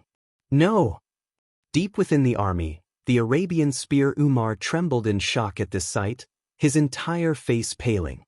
As a famed general of Arabia, Umar had subdued countless opponents, but none of them had given him such an intense pressure and threat as the Tang dynasty cavalry before him. For the first time, Umar felt the aura of death. Although there were still more than 40,000 soldiers around him, they gave him no sense of security. The Mamelukes? Only the Mamelukes can deal with them. A thought flashed through Umar's mind, and at this moment he thought of the most powerful and terrifying Mamelukes of the empire. Only the Mamelukes were capable of crushing the Arab cavalry into such a state. All soldiers, hear my order. Focus your attacks on the Tang people. Although he was intensely shocked, Umar still did not give up, much less admit defeat. As the illustrious Arabian spear, Umar had always been known for his toughness and tenacity. No matter how powerful his opponent was, Umar would never retreat. He would only have one choice: thoroughly defeat them. 23rd Shieldman Unit, 24th, 25th and 27th Shieldman Units, charge forward and stop their battle. 7th Infantry Unit, 9th Infantry Unit, 10th Infantry Unit, all lines, advance. Everyone, no matter the cost, we must stop those Tang people. Umar straightened his back, his gaze sharp, and a series of orders came out of his mouth. The entire army swiftly began to move in accordance with his orders. In all of the Arabian East, only Umar could think clearly and methodically in the face of the charge of the Wushang cavalry. As one of the top-class Arab generals, Umar was well aware that while there were fierce soldiers, there were no invincible soldiers. Not even the strongest Mamelukes of the Abbasid Caliphate were omnipotent. The most frightening aspect of cavalry was their speed. If he could slow down the speed of a cavalry charge, then no matter what kind of cavalry they were, they would be no different from ordinary infantry. If he couldn't slow them down, then he would use human lives to make up for it. This was the simplest strategy Umar had in mind. For General Umar. For the empire. Countless savage faces appeared around him. The ferocity of the Wushang cavalry had not only failed to force the Arabian army to retreat, but only stimulated their fighting spirit and killing intent. Countless Arabs surged forward. The Arabs' belligerence and savagery were on full display at this moment. The Tibetans were warlike as well, but they paled in comparison to the Arabs. They were on completely different levels. The Uzan had a limit to their belligerence, and their belligerence was buried in their blood, but the Arabs had no limit. Their belligerence was buried deep in their bones. The two were on completely different levels. Chapter 881. The 7th Infantry Platoon, the 9th Infantry Platoon, the 10th Infantry Platoon. These were the most elite infantrymen trained by Umar. They were also Umar's personal guards. On the battlefield, they also had another function, which was to undertake the task of attacking the enemy. The Arabs dominated the world through cavalry, but they had also researched ways to restrain cavalry. Because the Arabs were far from the only ones who had cavalry and trained them. The 7th, 9th and 10th infantry platoons were the elites that Umar had picked out. On the battlefield, they had killed countless elite forces of enemy nations, including cavalry and infantry. The army was being mobilized, and the soldiers were being rapidly rotated. An invisible net of death was closing in on the 5,000 Wushang cavalry from all sides. But this was not the end of it. As a famous general, Umar's forte was not as simple as defense. The 30th Cavalry Formation, the 33rd Cavalry Formation, the 40th Cavalry Formation, the 50th Cavalry Formation, the 80th Cavalry Formation. Attack with all your might. Crush their left and right wings. Crush them completely. Umar's eyes were cold and merciless as he quickly locked onto the left and right flanks of the Chishi reinforcements. Avoiding the enemy's strength and striking the weak was not a principle that only the Tang people of the Central Plains understood. The Arabs might not have been skilled in the art of war, but Umar had long ago understood this simple principle that he had fumbled through countless bloody battles. This cavalry of the Tang people was indeed very powerful, but not all of the Tang people's armies were like that. As long as they avoided the Tang dynasty cavalry and defeated the main force in the rear, No matter how powerful the Tang people were, the final victor would still be the Arabs. Not only that, even though the Tang people on the other side were overwhelming and there were many of them, Umar only needed to buy time in terms of strategy. More than 300,000 Tang elites had gathered on the battlefield of Talas. No matter how many soldiers the Tang dynasty had, in the end, once the 300,000 soldiers had gained enough time to turn around, the 100,000-some Tang dynasty soldiers would still be dead. Boom! The earth rumbled and shuddered. Umar had barely spoken when the 15,000 Arab cavalry in the rear of the Arab camp split into two groups, one on the left and one on the right, charging out from behind the shield wall like two black storms. Black halos vibrated beneath their feet as the 15,000 Arab cavalry moved with godlike speed. In just a few moments, they had reached their maximum speed. 3,000 zhang passed in a flash. This time, the 15,000 cavalry perfectly circled around the Wushang cavalry, Sun Jiming, and Chen Burang, charging straight for the Qixi army in the rear. Infantry. In front of the charging cavalry, they were just lambs waiting to be slaughtered. In the history of cavalry versus infantry, infantrymen were rarely able to win. A fully armored cavalry could crush an infantry force 5, 6, or even more than 10 times its size. The Arabs were the fiercest of cavalry, and they had destroyed countless infantry opponents. Kill them. Destroy their formation and tear them to shreds. For Arabia, kill these infidels. Hooves thundered as the 15,000 Arab cavalry galloped toward the rear of the great Tang army, their black halos rumbling like thunder. 150 zhang, 150 zhang, 150 zhang. They were getting closer and closer, and they could even see the soldiers on the transport carriages hurriedly coming to a stop and taking up formation. But it was too late. This sort of reaction was useless against the lightning-fast Arab cavalry, who had experienced countless battles. Kill them all.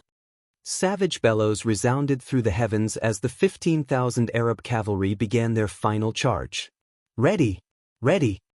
At almost the same time, a loud shout resounded over the earth as silver-white carriages were pushed out from the Tang camp, each carriage flanked by at least 5 Tang infantry. And in front of these infantry, Chen Bin had unsheathed his wood steel sword and raised it high, pointing it forward.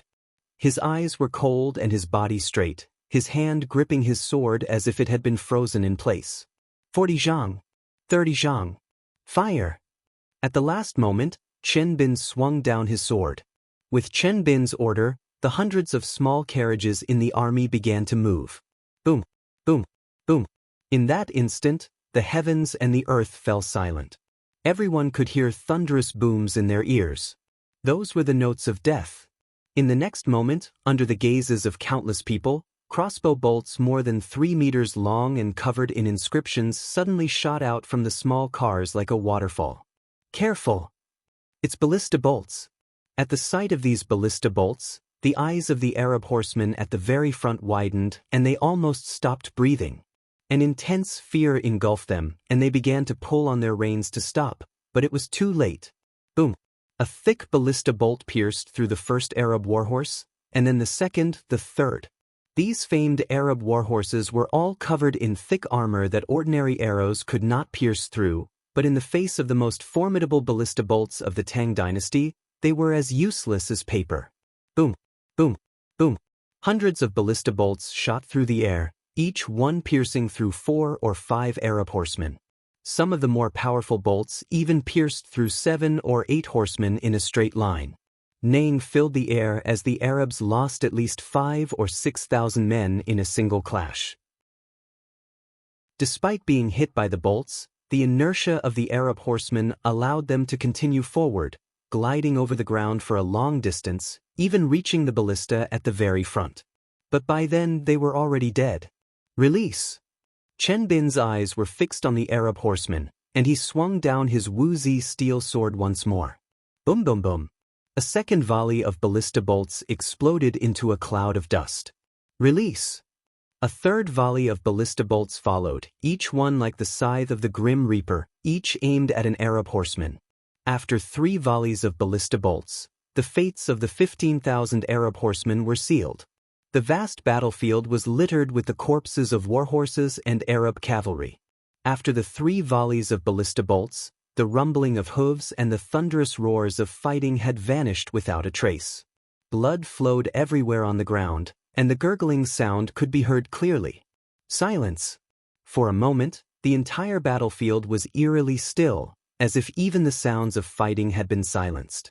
In the distance, the Arab soldiers stared at the corpses strewn across the ground, their eyes wide with fear. These 15,000 valiant and famed Arab cavalry had defeated countless opponents many times their size and subdued many powerful foes. At their maximum speed, each one of them could deal with 4 or 5 infantry at the very least. Before setting off, all of them believed that they could kill several times their number of Tang people and completely break through their formation. But none of them had expected that after 3 volleys of ballista bolts, they would completely vanish. Never in the history of the Arabs had they encountered such a thing. At that moment, all of them felt a suffocating pressure. Even Umar's face had turned pale. Advance! Chen Bin's eyes were unperturbed by the sight of 15,000 Arab cavalry falling to his ballistae. With a wave of his sword, 3,000 silver carts pushed 3,000 ballistae over the corpses of the Arab cavalry and began to advance. On their left and right, the other Chishi reinforcements were also stepping over the corpses of the Arab cavalry and surging forward. Kill! Ready! At the same time, Umar unsheathed his sword. Even though he had lost 2 groups of cavalry and nearly 30,000 soldiers, Umar had not given up. He was still trying to buy time for the more than 300,000 Arab soldiers. Battle was not just about tactics, but also strategy. No matter how powerful the Tang people's army was, as long as the 300,000 Arab soldiers could turn around, the only thing awaiting the Tang people would be death. Rumble. The army was getting faster and faster, the distance between the 2 sides shrinking. This time, without the Arab cavalry, there were no more obstacles between the Chishi reinforcements and the vast Arab army. Finally, boom. There was a heaven-shaking boom as the earth quaked. If one looked down from the sky, they would see the 2 armies colliding like a tide. At that moment, the entire battlefield of Talas shuddered, and even the earth seemed to be on the verge of being torn apart. Fist against fist, flesh against flesh, warhorse against warhorse, saber against sword, all of them fiercely clashed on the battlefield. There were no tricks in this battle. Everyone was putting all their strength into it. This was the largest and most intense battle between the East and the West. Hold! For the Empire! Stop these infidels! At the very front of the Eastern battlefield, the Arab shieldmen were putting their lives on the line to stop the Tang army. Their teeth were clenched, their powerful shoulders pushing up against the 7-foot-tall shields. Bang bang bang! A storm of attacks came from the other side. The 7-foot-tall giants fiercely trembled, but they were able to firmly block the attacks. They were already very experienced in dealing with this sort of attack. A single giant shield could block the attacks of 4 or 5 opponents of the same level, and it was an important tool for the Arabs to use against the cavalry and infantry of other factions. In actual combat, even the cavalry of the Arabs would find it very difficult to break through this barrier. General has already given the order. As long as we can hold on for a little longer, once the army has finished adjusting, we can completely annihilate them. The Arab shieldmen roared, their bodies leaning forward, their feet digging deep into the earth as if they were one with it. But at this moment, boom! The earth quaked as invisible ripples of wind swept out from the rear of the Tang people's army, instantly engulfing the entire Arab army. Before the Arab soldiers on the eastern side of the battlefield could react, clang clang clang. The halos beneath their feet began to shudder, and their energy began to drop 3 levels as if shackles had been placed on them. Chapter 882. What's going on here? Everyone paled in fright. No one knew what was going on, but a decisive change had already taken place on the battlefield. Boom, boom, boom. Like a dam bursting, the entire eastern battlefield crumbled. Under the effects of the 3 bane of the battlefield halos, the strength of the Arab soldiers plummeted. They were simply no match for the Tang soldiers. Bang! 4 or 5 Tang dynasty infantry, their stellar energy vibrating, fiercely collided with a massive Arab shield in front of them. This unbreakable shield was instantly sent flying, and even the Arab soldier behind it was knocked to the ground. Squelch! Before the Arab shield man could get up, a spear shot forward like a snake, piercing through the soldier's throat and pinning him to the ground. Over his corpse, the Tang dynasty soldiers surged forward. At the same time, there was a burst of bloody light as a seemingly invincible Arab leader was instantly run through by a sword. As he stared at the sword hilt in front of him, this bearded Arab leader's eyes went wide in fear. His hands subconsciously gripped the hilt of his sword as he fell to the ground like a wooden pillar. Even in death, he still didn't understand what had happened. Why had his strength dropped so much that he had been killed by a single sword strike?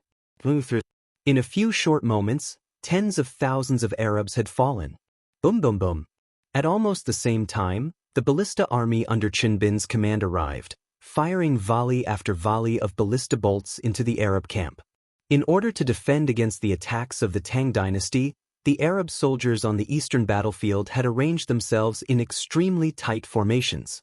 This was the defensive formation they were most proud of, but it was now the perfect target for the Tang dynasty ballista bolts, even more advantageous than when they were dealing with the cavalry.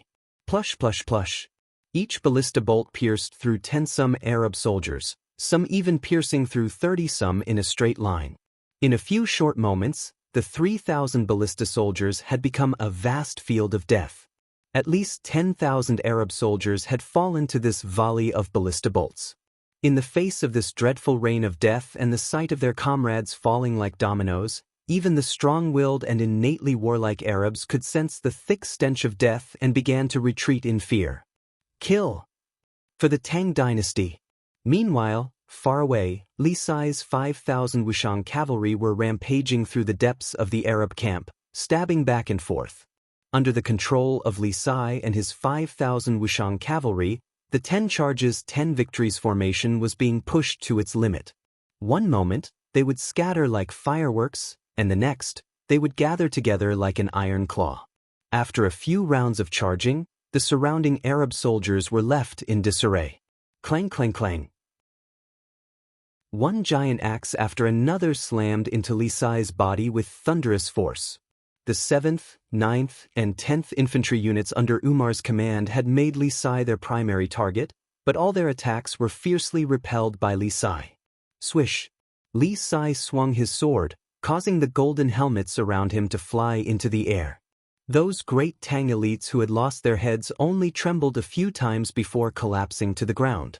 Everyone follow me! Kill them all! Li Sai's furious roar thundered in the ears of all the Wushang cavalry. Bang bang bang!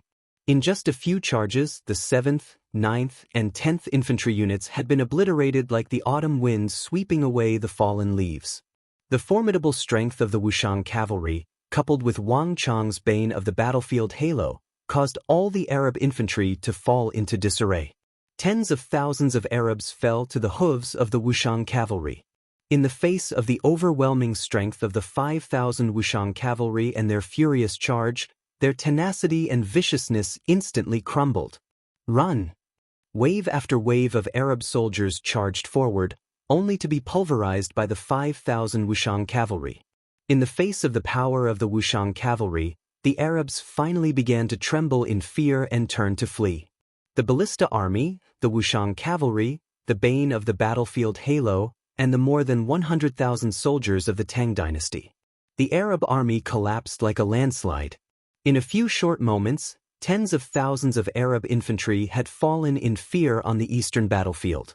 Even more Arab soldiers began to flee as if they were running from the plague. This was the first time in the history of the Arabs that they had encountered such an unstoppable force. In the face of this overwhelming power, all the Arab soldiers felt a fear that came from the depths of their souls. The entire army fell into panic, and the collapse and chaos began to spread from the Eastern Army under Umar's control to the more than 300,000 Arab soldiers behind him. Bastard! Stuff. Anyone who dares to run will be dealt with according to military law. You cowards are a disgrace to the empire. Umar's face was pale, his entire body trembling in anger. His original intention had been to stabilize the army and stop the sudden appearance of this Tang army. In Umar's plan, he only needed to wait a little longer for the entire army to press forward and wipe out this army of the Tang dynasty. But now, before the rear of the army had finished reorganizing, the eastern army had been attacked by the Tang dynasty army and was now charging at his own army. This was the exact opposite of what Umar had intended. Bang! Seeing that his army was out of control, Umar finally clenched his teeth and galloped forward. With a wave of his scimitar, 10 Arab soldiers were cleaved in half by Umar's scimitar. Bang! Bang! Umar turned around and galloped again, and another 10 Arab soldiers were mowed down like weeds. After several charges, Umar was surrounded by mountains of corpses and seas of blood. More than 100 Arab soldiers had fallen, but this Arab arrowhead didn't even bat an eyelid, his expression cold and callous. Under this cruel and iron-blooded method, the collapse of the surrounding army finally showed signs of stopping. However, before Umar could gather his entire army, he suddenly heard a loud neigh. At the same time, Umar sensed a powerful aura that resembled a storm rushing towards him at an alarming speed. The Tang people! Umar's heart chilled as the image of a giant riding a Fergana horse appeared in his mind, one that was even taller than the tallest Arab. It was the cavalry leader of the Tang dynasty. Buzz! Umar's pupils constricted, and he turned his head to see Li Sai leaping into the air with his horse, charging towards him like a shocking rainbow. His powerful hands held a huge sword that was even taller than a person, and he swung it down viciously. Foreign thief, hand over your life. Li Sai's eyes widened in anger. He condensed his violent gang energy to the extreme and slashed with his sword with the force of a thunderbolt. Boom! In the time it takes for a spark to fly off a flint, there was a flash of light, and in the next moment, a deep, dark, and incomparably powerful force erupted from Umar's body. This stellar energy was suffused with a thick scent of iron and fire, and it fiercely blocked Li Sai's all-out attack. Ignorant infidel, I will personally end your life. Umar's eyes exploded with a frightening cold light. As one of the best generals under Governor Abu Muslim's command, Umar himself possessed an extremely formidable fighting force. His strength was just as famous as his callousness and ruthlessness. Although his army had been routed, Umar had never been afraid of a battle between generals. In these fierce battles, he had slain countless enemy generals. Umar was known as the Arab Archangel precisely because he had used the blood of these generals to forge his name. But at this moment, the air shuddered as a sonorous voice came from overhead. You bearded bastard, what are you blabbering about? Listen. Understand? Before he could even finish his sentence, a huge fist made of rock appeared in front of his eyes, growing larger and larger. It fiercely smashed into Umar's head. The enormous force caused the stellar energy around Umar to shudder, and even the 4 legs of his Arabian steeds sank into the earth. In the face of the combined attack of Li Sai and Huang Badian, even Umar felt an enormous pressure. It's useless. None of you can kill me. Umar clenched his teeth, a savage light in his eyes. After blocking the attacks of these 2 top-class generals of the Tang dynasty, it was time for him to counterattack. But just as Umar gathered his stellar energy and raised his scimitar, there was a rumble. Without any warning, the ground beneath Umar's feet seemed to come to life. Under the control of an external force, the hard ground caved in and split apart. Umar's warhorse instantly lost its balance, and Umar and his horse plummeted to the ground. Huang Boshan's stone general ability was capable of shaking the earth and tearing it apart. Not good. Umar, who had been calm all this while, turned pale with fright, and his expression finally changed. But this was not the end. A moment later, a dark red ripple erupted from the rear of the Tang dynasty army and swept across the battlefield. Umar's steel-like aura suddenly shuddered as he was shaken by this force, and his aura abruptly dropped. The bane of General's halo. Chapter 883. A good chance. Sensing that Umar's aura had suddenly weakened, Li Sai and Huang Boshan's eyes brightened and they joined forces to attack. At almost the same time, the galloping hooves of horses thundered in from all directions. Bang bang bang. The 5,000 Wushang cavalry were like a torrential storm, crashing into Umar's stellar energy barrier. In the blink of an eye, Umar's energy was being consumed at an incredible rate, and it was rapidly weakening to an unbelievable level. 10 charges, 10 victories. When the 5,000 Wushang cavalry used one of the 10 most powerful formations of the world on a single person, not even a renowned Arab general like Umar had any chance of escaping. No! Umar, famed for his heart of stone and his will, paled as an intense fear gripped his heart. His martial arts were fierce and majestic, enough to simultaneously block the combined attacks of Li Sai and Huang Badian. But when thousands of Wushang cavalry charged together, not even Umar was a match. In his life of battle, this was the first time he had encountered such a large group of cavalry attacking a single person.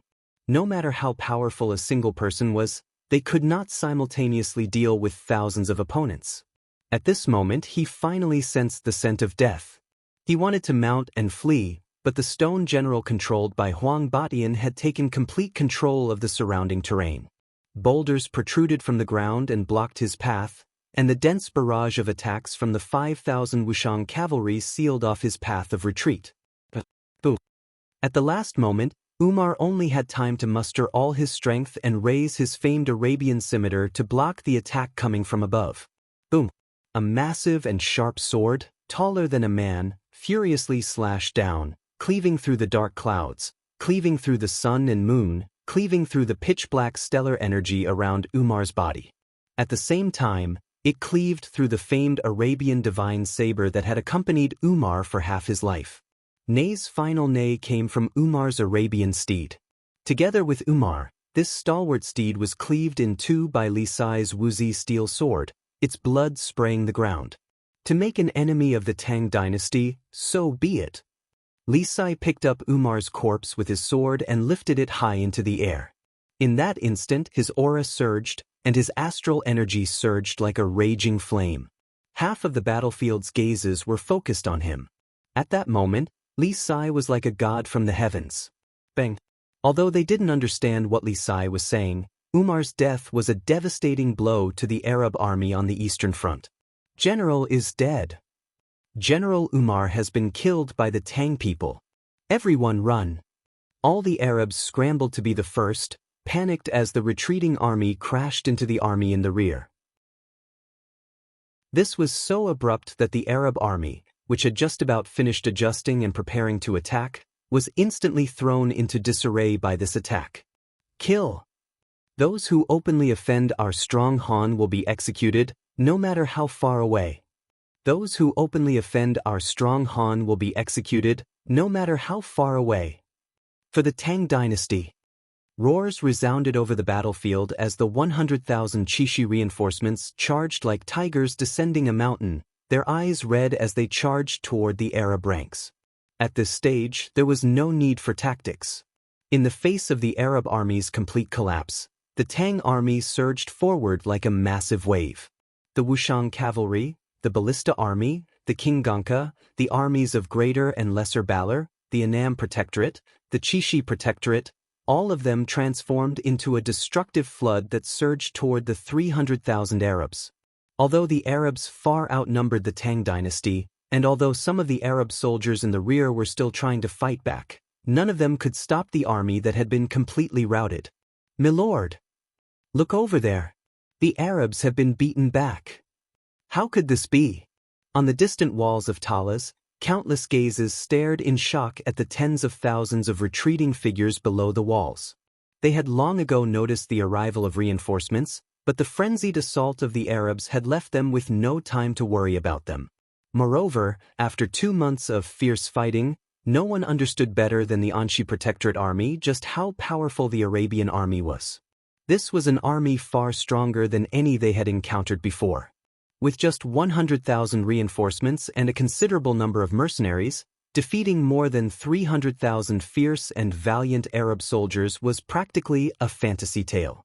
But no one had expected that this new army of reinforcements would not only emerge victorious, they would even crush the Arab army with overwhelming strength.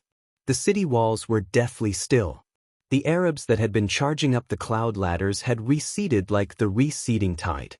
As they watched the distant reinforcements fiercely battling with the Arabs, the howls and shouts of battle had given them an unprecedented shock, but also an unprecedented hope.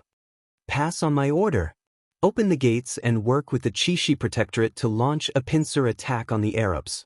At this moment, a voice that sounded a little tired but still dignified and loud rang in everyone's ears. Gao Xianji rested his hands on his sword as he stood on the city walls, his body as immovable as a mountain. His armor was in tatters and his entire body was stained with blood. Every part of his body was covered with deep scars from swords and sabers. The continuous fierce battles had consumed a great deal of his stellar energy and physical strength, but Gao Xianji's expression was calm. His tall and straight figure stood there as if he would never fall. "Yes, my lord." An excited messenger at Gao Xianji's side quickly left to carry out the order.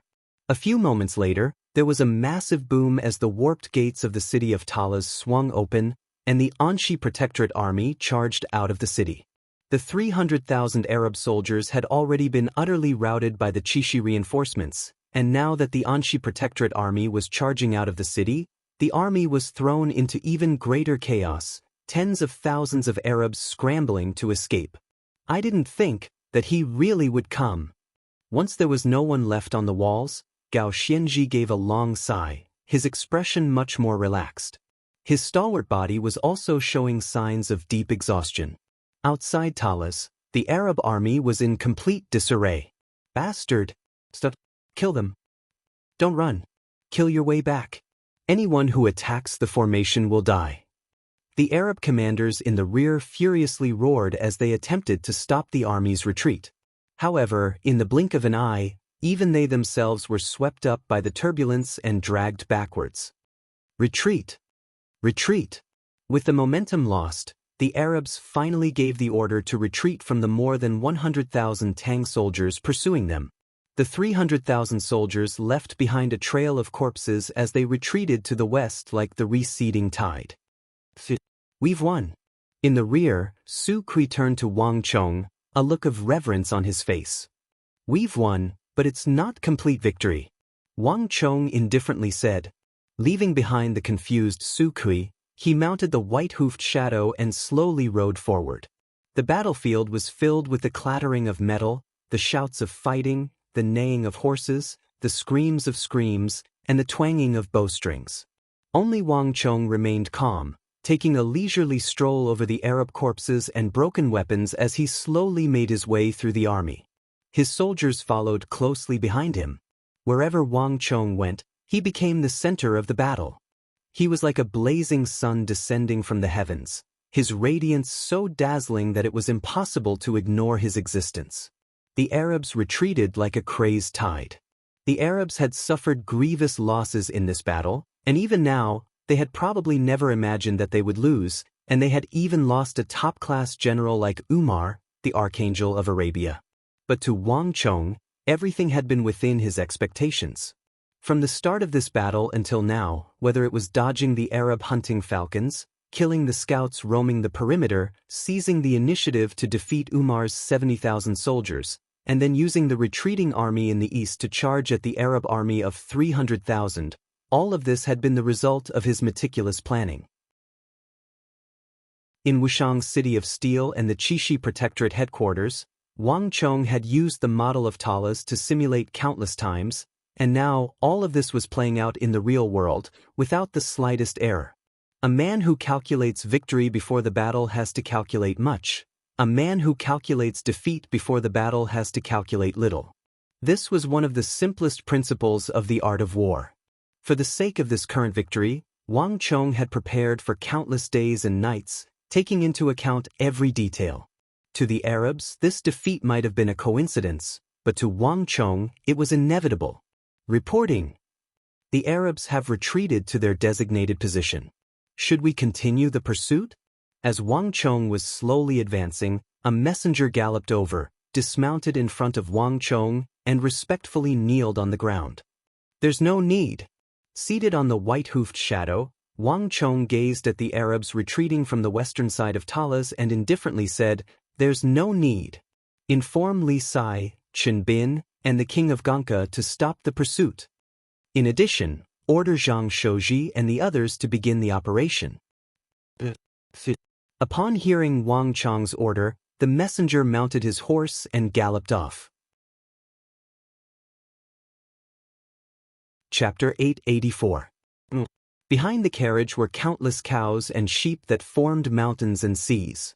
They also climbed over the hills and headed towards the battlefield.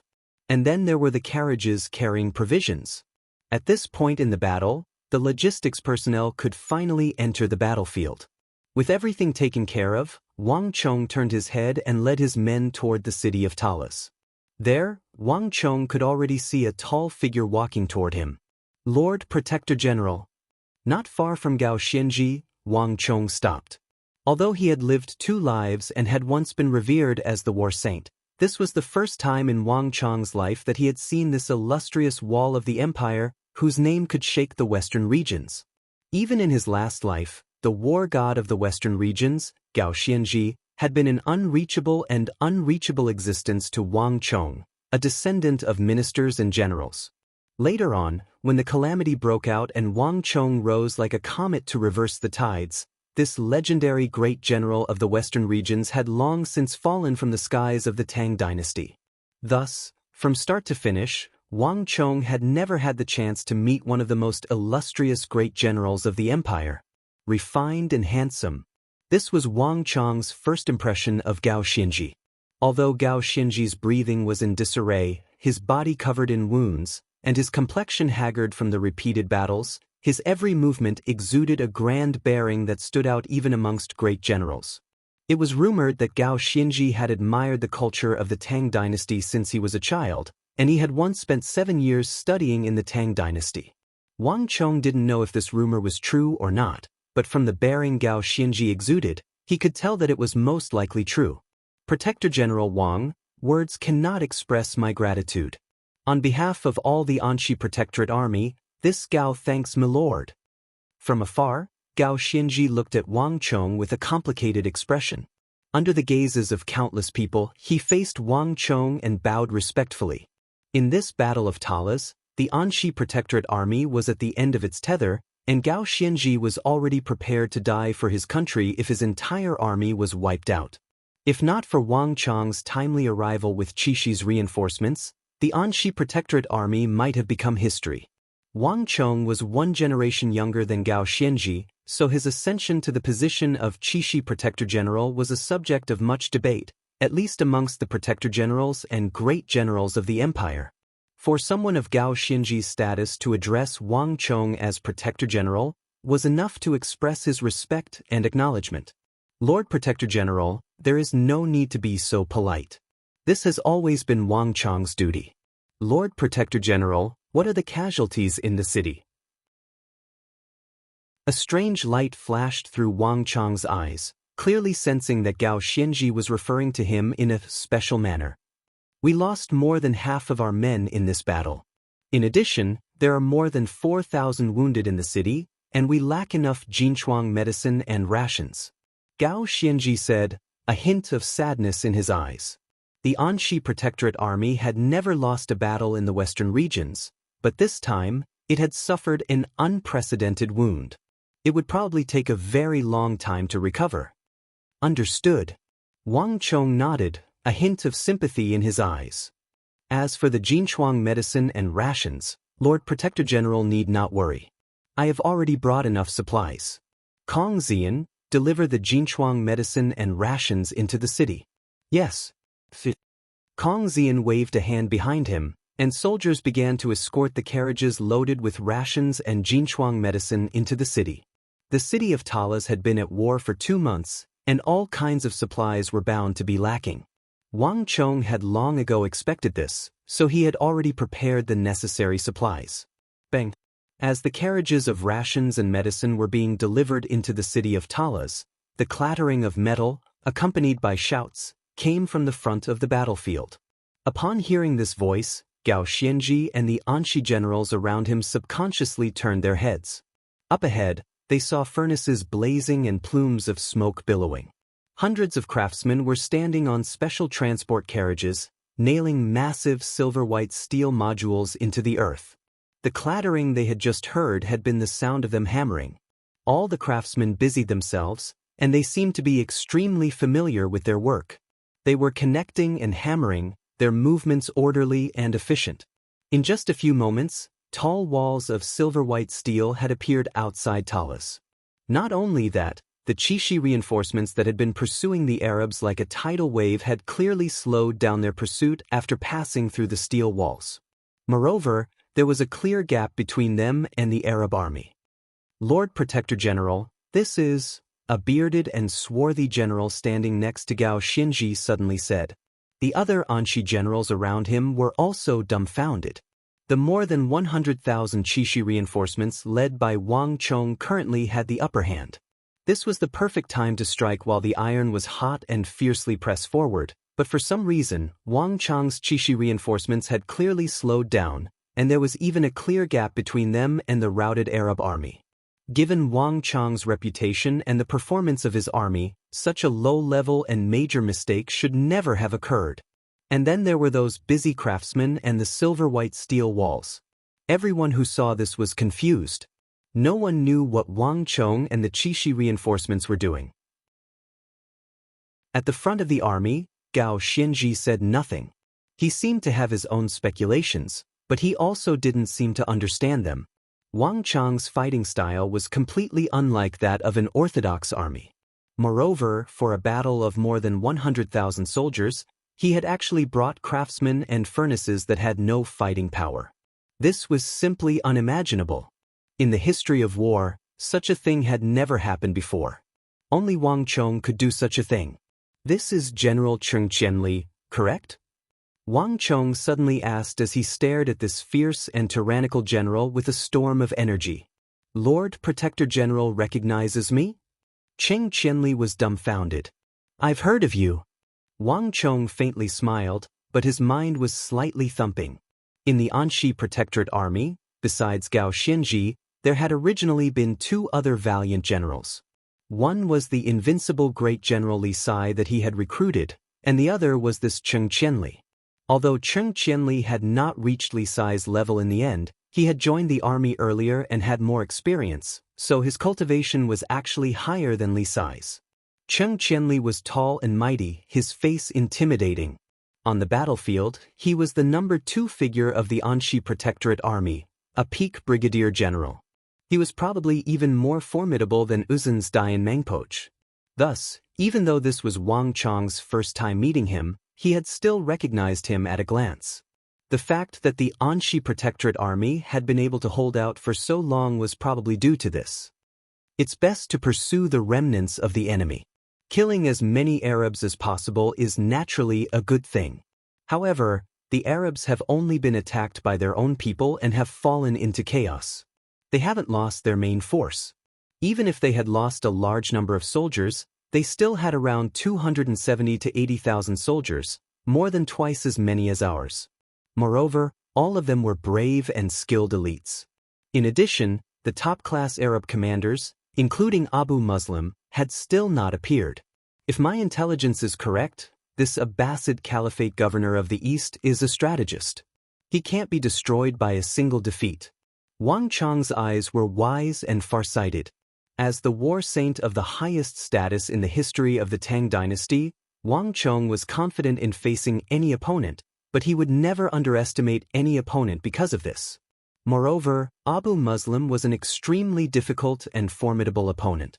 In Arabia, which revered battle and slaughter and emphasized strength, the fact that he had been able to walk through mountains of corpses and seas of blood to sit on the position of governor of the East was a testament to his strength. And even the most ordinary person, if they could experience 100 or even several thousand fierce battles, would eventually become a top-class great general. Defeating one of Abu Muslim's elite generals was not the same as defeating Abu Muslim. This Abbasid Caliphate governor of the East was known as the governor of iron and blood. Not only was he astonishingly powerful, he was also extremely astute. He would not be easy to deal with. Although Wang Chong had never met him before, when Wang Chong had first entered the Qixi Protectorate, the two had already exchanged blows. This governor of iron and blood coveted the Tang dynasty far more than Wang Chong had imagined. Before the war with the Tang dynasty had even begun, his tentacles had already extended as far as Qixi. Buzz! Wang Chong's words instantly silenced all the Anxi generals, their faces solemn. The name Abu Muslim was like a curse. After fighting at Talas for 2 months, no one understood this person better than the Anxi generals. As the most elite force of the empire, the Anxi Protectorate army had been proud, confident, and valiant before entering Talas. The Anxi Protectorate army had always believed itself to be invincible and invincible, until it encountered these courageous and fearless Arabs. If not for the high and thick walls of the city of Talas, the Anxi Protectorate army would not have been able to last so long in the face of the more than 300,000 Arab soldiers far stronger than Mengshi Zhao and Uzun. But, Lord Protector General, although Abu Muslim is very formidable, not even he could have predicted Lord Protector General's arrival and the rapid collapse of the eastern battlefield.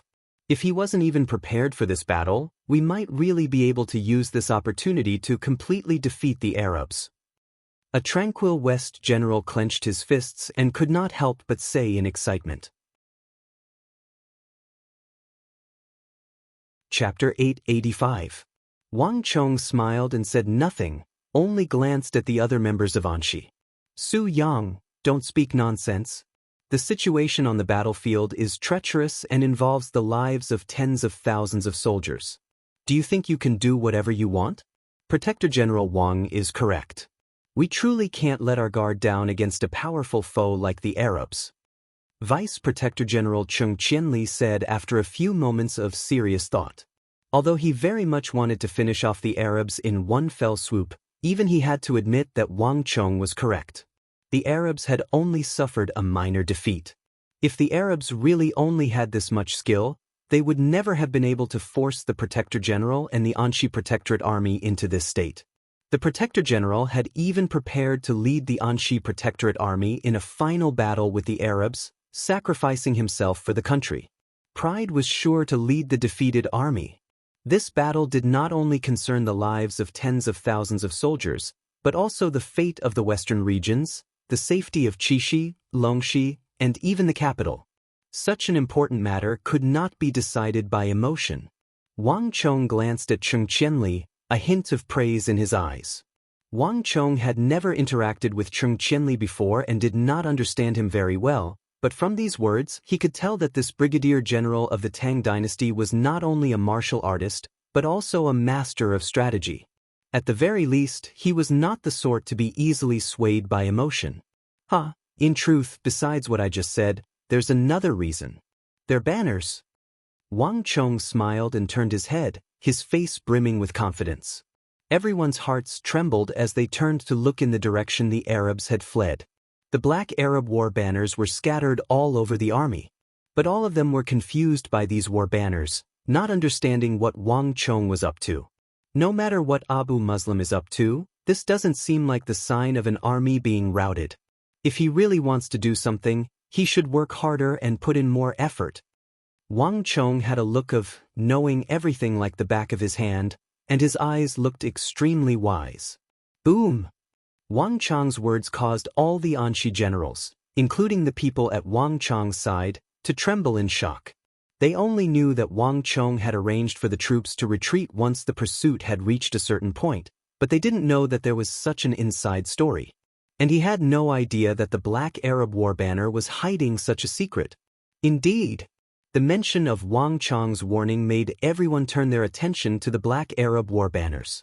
Even though the Arabs were retreating in defeat, they still seemed to possess some sort of order. No matter what, this did not look like a panicked, chaotic, and utterly defeated army retreating. Hiss! Upon realizing this, everyone's eyelids twitched violently, and they sucked in a breath of cold air. None of them could say a word. Qianli, Protector General Wang is correct. Abu Muslim is not that easy to defeat. He has already laid a trap for us. Pass on my order. Have the soldiers retreat. At this moment, Gao Xianji's dignified voice resounded in everyone's ears. A trap? The officers around him were dumbfounded. Lord Protector General is wise. Wang Chong faintly smiled and nodded. Gao Xianji truly lived up to his reputation as the war god of the western regions. He was a veteran of many battles and extremely sensitive to the various changes on the battlefield. It was clear that he had also seen through Abu Muslim's intentions. Su Kui, pass on my order. Have the army retreat and cease the pursuit. Su Kui gave his assent and hurriedly left. In the distance, the more than 100,000 Qixi soldiers and the Anxi Protectorate army slowly retreated like the receding tide, ceasing the pursuit. The two groups of people were completely separated. At the same time, several li to the west of Talas, in a place that could not be seen, few people noticed that the first group of Arab soldiers that had retreated had begun to set up an arced ambush along the rugged ground. Nearly 100,000 Arab cavalry were lying in wait around this ambush. These cavalry had been the first to withdraw from the battlefield, and the terrain made it impossible to notice them from afar. Why aren't they here yet? What's the rush? Lord Governor has already planned everything out. Once they enter our encirclement, their deaths will be upon them. Ha! It's still Lord Governor who's formidable. Even in death, these Tang people would never have imagined that just when they were on the verge of victory, they would be completely annihilated by us. It's just a pity for Umar, but for the Empire, it was worth sacrificing him. All of you shut up. The Tang people are about to arrive. Hurry and get ready. At the very back of the ambush circle were several Arab generals with chilling eyes and thick body hair, dressed in black heavy armor. They were looking forward, their eyes brimming with killing intent. The Arabian Empire had been established for several hundred years, and through its constant conquest and expansion, it had developed its own unique military tactics. If the Tang people continued to hole up in the city, the Arabs truly wouldn't have much of a way to deal with them. Although the Arabian Empire's cavalry was unparalleled in the world, it was not skilled in sieging cities. All it could do was drag it out and attack city after city. Compared to other factions, it did not have much of an advantage. But once the Tang people entered the wilderness, everything changed. Whether they had the upper hand or the lower hand, the Arabs had their own unique tactics. What's going on? Why are the Tang people retreating? Suddenly, the Arab generals grimaced and straightened their backs. Absurd. How could this be?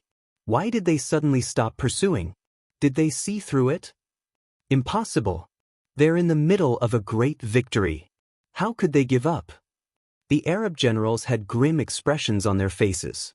They could clearly see that the more than 100,000 Tang people had suddenly retreated without warning, and all of them were dumbfounded. In the past, they had used this same tactic to defeat many powerful foes. When they were at their happiest and proudest, they would defeat and kill them.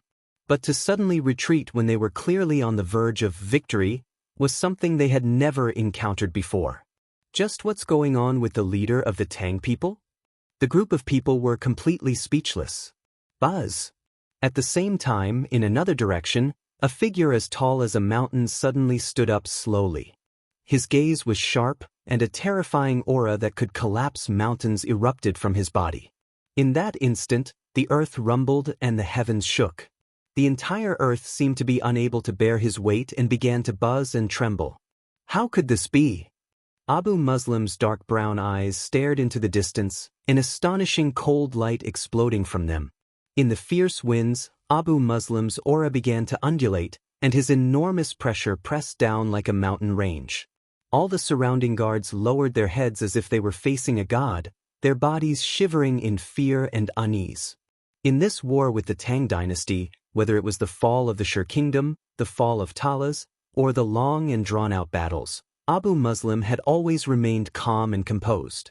But at this moment, his steely face finally began to ripple with unprecedented seriousness. Just what kind of person is the leader of this Tang army? It had been a very long time since Abu Muslim had encountered an opponent like this.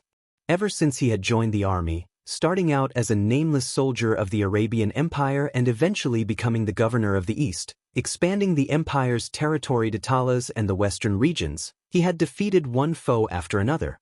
It had been a very long time since Abu Muslim had encountered an opponent that gave him such a strange feeling. Although he still hadn't seen the commander of the Tang dynasty reinforcements, this invisible clash had already left Abu Muslim with an ill foreboding.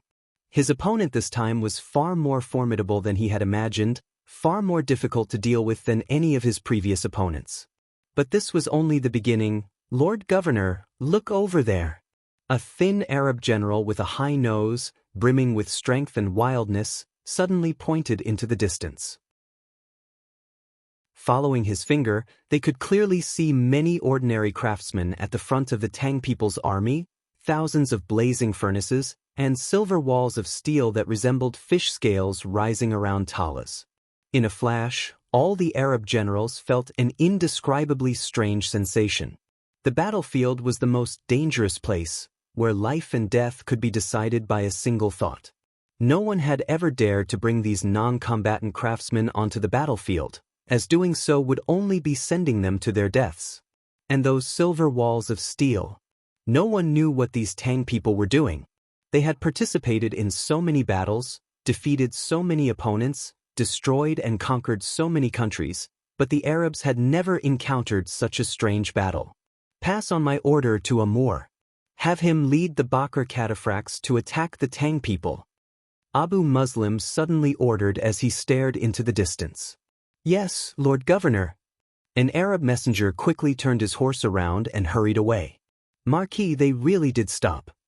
In the distance, Su Kui, mounted on a Turkic warhorse outside the walls of Talas, couldn't help but say as he looked into the distance. At the height of the battle, everyone's eyes were focused on the panicked Arab soldiers closest to the battlefield, but they weren't paying much attention to the overall situation. But now that the order to retreat had been given and the soldiers had calmed down, they could clearly see that the Arabs were retreating more and more slowly, and in the rear, the Arab soldiers were even showing signs of stopping. They were not continuing to flee. Chapter 886. Wang Chong only faintly smiled. This was all within his expectations. The Arabs were extremely crafty. Although they had powerful cavalry and a formidable army, they liked to feign surrender. Only the Arab army would set up an ambush to lure the enemy in while retreating. In his last life, after the Arabs defeated the Tang dynasty, they sent their strongest Mamelukes into the Uzun Plateau to invade the Uzun Empire. In the end, they were met with the desperate resistance of Dayan Mangpoj and the White Braves. After suffering a severe setback, the Arabs had used this tactic to turn defeat into victory, dealing a heavy blow to the main force of the Uzun Empire. Wang Chong remembered this part of history like the back of his hand, and he knew these crafty Arab tactics like the back of his hand. More importantly, as the war saint of his generation, Wang Chong was extremely sensitive to the various changes on the battlefield. Even the tiniest of clues was enough for him to notice, and the Arab war banners were still standing straight and did not appear to be in the slightest of defeat. "Pass on my order. Speed up the construction." Wang Chong said. "Yes." Su Kui received the order, and a group of horses quickly departed. These Arabs were far more crafty than he had imagined. This war concerned the safety of the more than 100,000 soldiers and all of the western regions and Chishi. This war was of the utmost importance, and everyone was doing their utmost to assist Wang Chong, carrying out Wang Chong's every order. As far as Su Kui could see, Qin Bin, Cheng Sanyuan, Zhang Ke, Su Shixian, Kong Xian, and the people of Deflecting Blade Manor were all busy preparing the battlefield. "Hiya!" Su Kui urged his horse forward, quickly vanishing into the ranks of the Arab army. Rumble! Not long after Su Kui left, the earth quaked and dust churned as a powerful force of Arab cavalry, their warhorses branded with the image of two black crescent moons, rode out from the retreating Arab army. The aura of this cavalry was extremely powerful. Each of the riders on the horses had bulging muscles, and as they galloped, each of them was wrapped in a thick black mist. In front of this force of cavalry, the other fleeing Arab cavalry paled in comparison, like fireflies before the bright moon. 7,000 to 8,000 cavalrymen galloped as fast as lightning towards where Wang Chong and the others were. "Lord Protector General, enemy attack." At almost the same time, an officer of the Anxi Protectorate Army galloped through the army toward Wang Chong. "Sir, how should we deal with this?" Wang Chong only smiled and glanced into the distance, his expression unperturbed. A trifling force of 7,000 to 8,000 soldiers would have little effect on the army. No matter what sort of legends the Arabs had in the past, the moment he arrived on the battlefield, these legends were doomed to come to an end. "Tell Chen Bin that he can deal with this himself," Wang Chong said. The officer had not expected Wang Chong to give such an order, and his body trembled. Raising his head, he saw that Wang Chong was calm and composed, a faint smile on his lips as he looked at the distant battlefield, a confident look on his face that victory was in his grasp. The officer froze for a moment, but Wang Chong's mood had infected him. Calming down, his nervousness vanished, and he left to carry out the order. "Ready!" At the very front of the battlefield, Chen Bin stood motionless, his eyes focused on the battlefield. Across from him, a cloud of dust was rising more than 100 zhang into the air, and the ground was also trembling. Through the dust, Chen Bin could see Arab cavalry charging toward him like gods of death. Unlike any of the Arabs he had encountered before, Chen Bin felt an enormous pressure from this force of cavalry, a pressure that followed him like a storm, suffocating him. But whether it was Chen Bin or the 3,000 ballista soldiers behind him, all of them were frozen in place like rocks. The might of a cavalry charge was publicly acknowledged to be unparalleled in the world. If such a force of cavalry charged over, the 3,000 ballista soldiers behind Chen Bin were certain to suffer grievous casualties. But everything had its vanquisher. Whether or not cavalry had once been the #1 soldier in the world, everything had changed the moment Chen Bin's ballista team had appeared. Clang! A cold light flashed. Chen Bin's expression was solemn as he raised the sword in his hand and pointed it forward. Crick! With Chen Bin's movements, the Han soldiers of the Qixi Protectorate Army stood at the very front of the ballistae and began to adjust the bolts. The sharp tips of the bolts were quickly aimed at the Bakr cataphracts. Qixi's ballista teams were divided into groups of 5. One person was responsible for adjusting the bolts while the others were responsible for loading and assisting. Strangle formation. Charge. At the same time, a bloodthirsty and resounding order resounded through the army. In the center of the army, an Arab general with green eyes and a brown beard harshly shouted, "Rumble!" Stellar energy vibrated as a powerful wave of energy soared more than 100 zhang into the air. Amor was not the strongest general in the Arab army, but he was definitely the bravest and most fearless. The Bakr cataphracts were soldiers that Abu Muslim had recruited from the strategic stronghold of the Abbasid Caliphate. They were one of the elite cavalry units under Abu Muslim's command. Their greatest characteristic was their extremely thick armor, which could block the attacks of the vast majority of ballistae, bows, and arrows. Even the sharpest sabers would only be able to leave shallow marks on their bodies. In a large-scale melee, the Bakr cataphracts could often rely on their thick armor to charge into the densest and strongest areas of the enemy, scattering the enemy and disrupting their formation. They were one of the best defensive units of the Arab cavalry.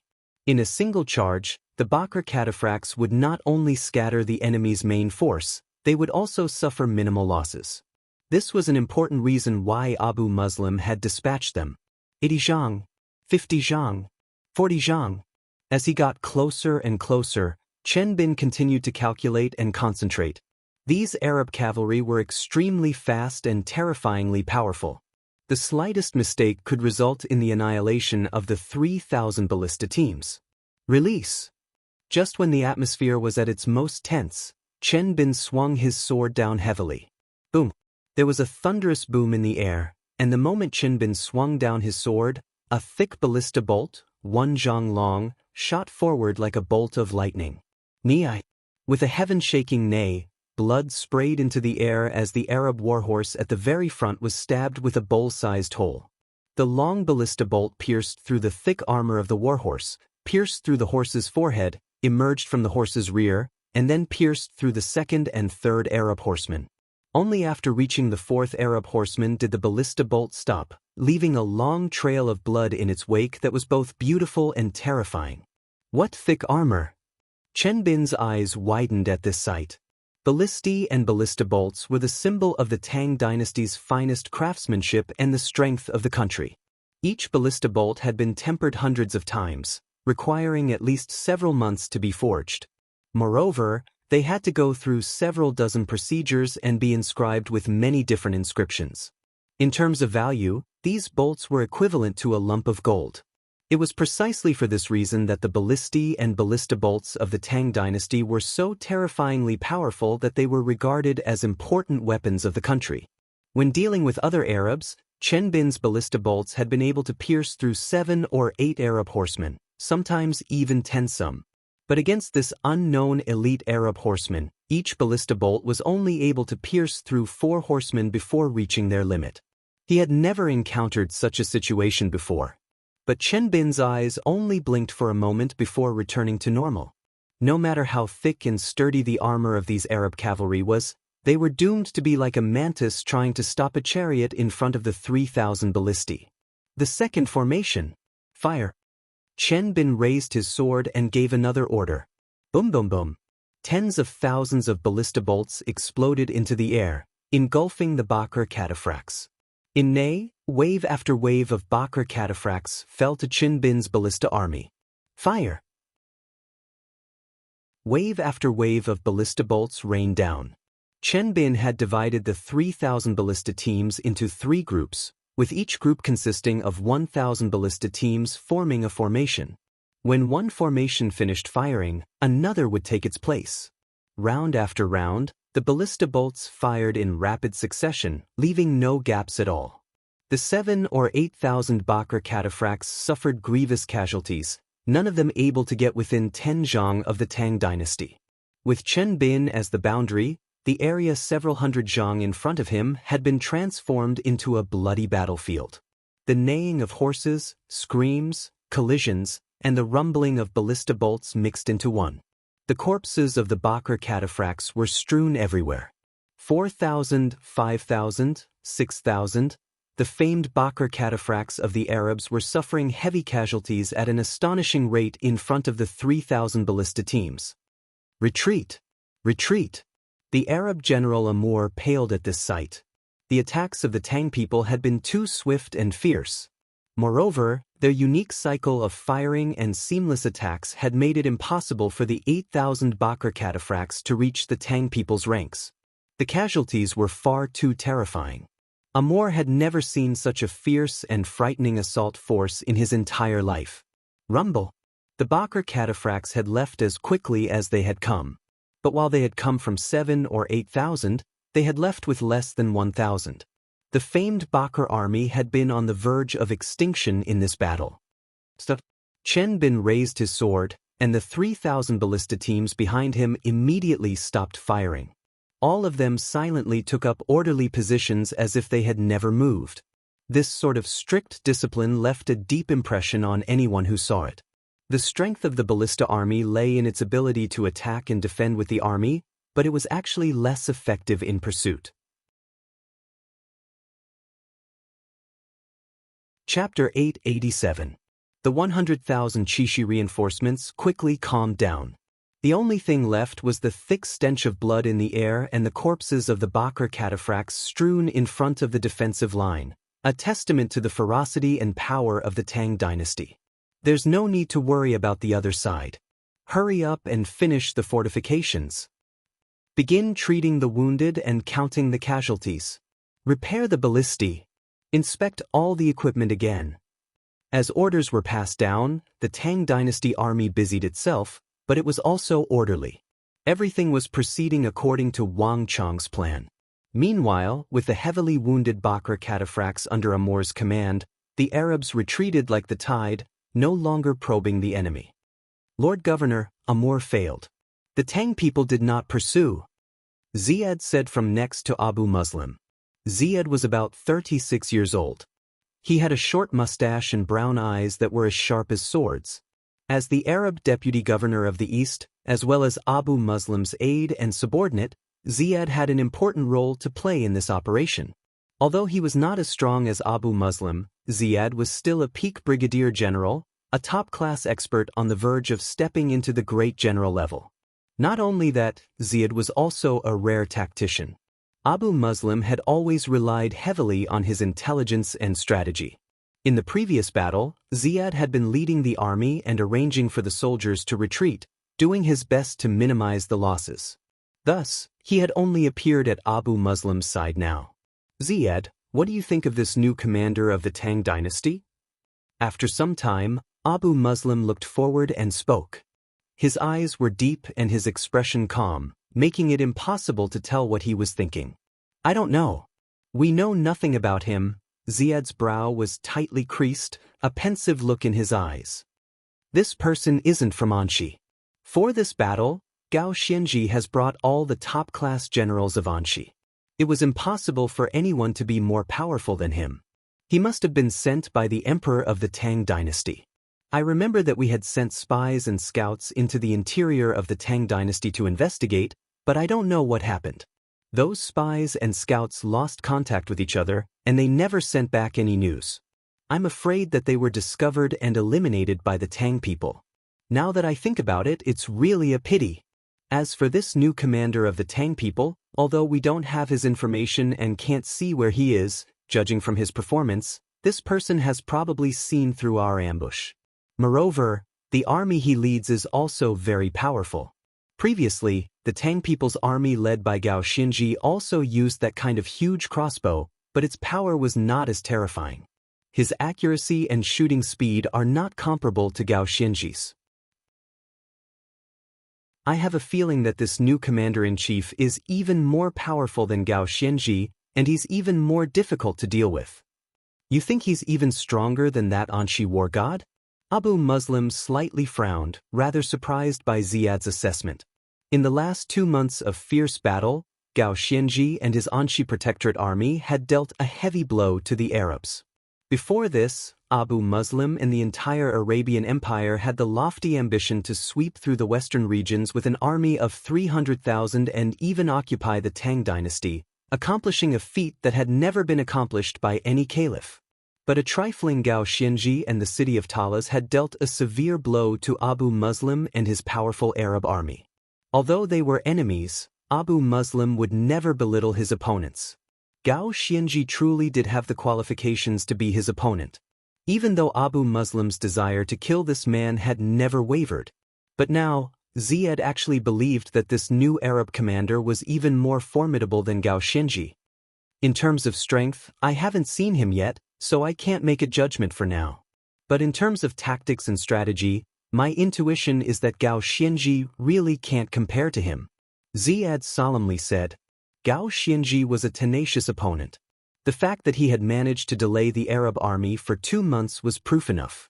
But Gao Xianji had not relied on his own tactics and strategy, but on the high and thick walls of the city of Talas.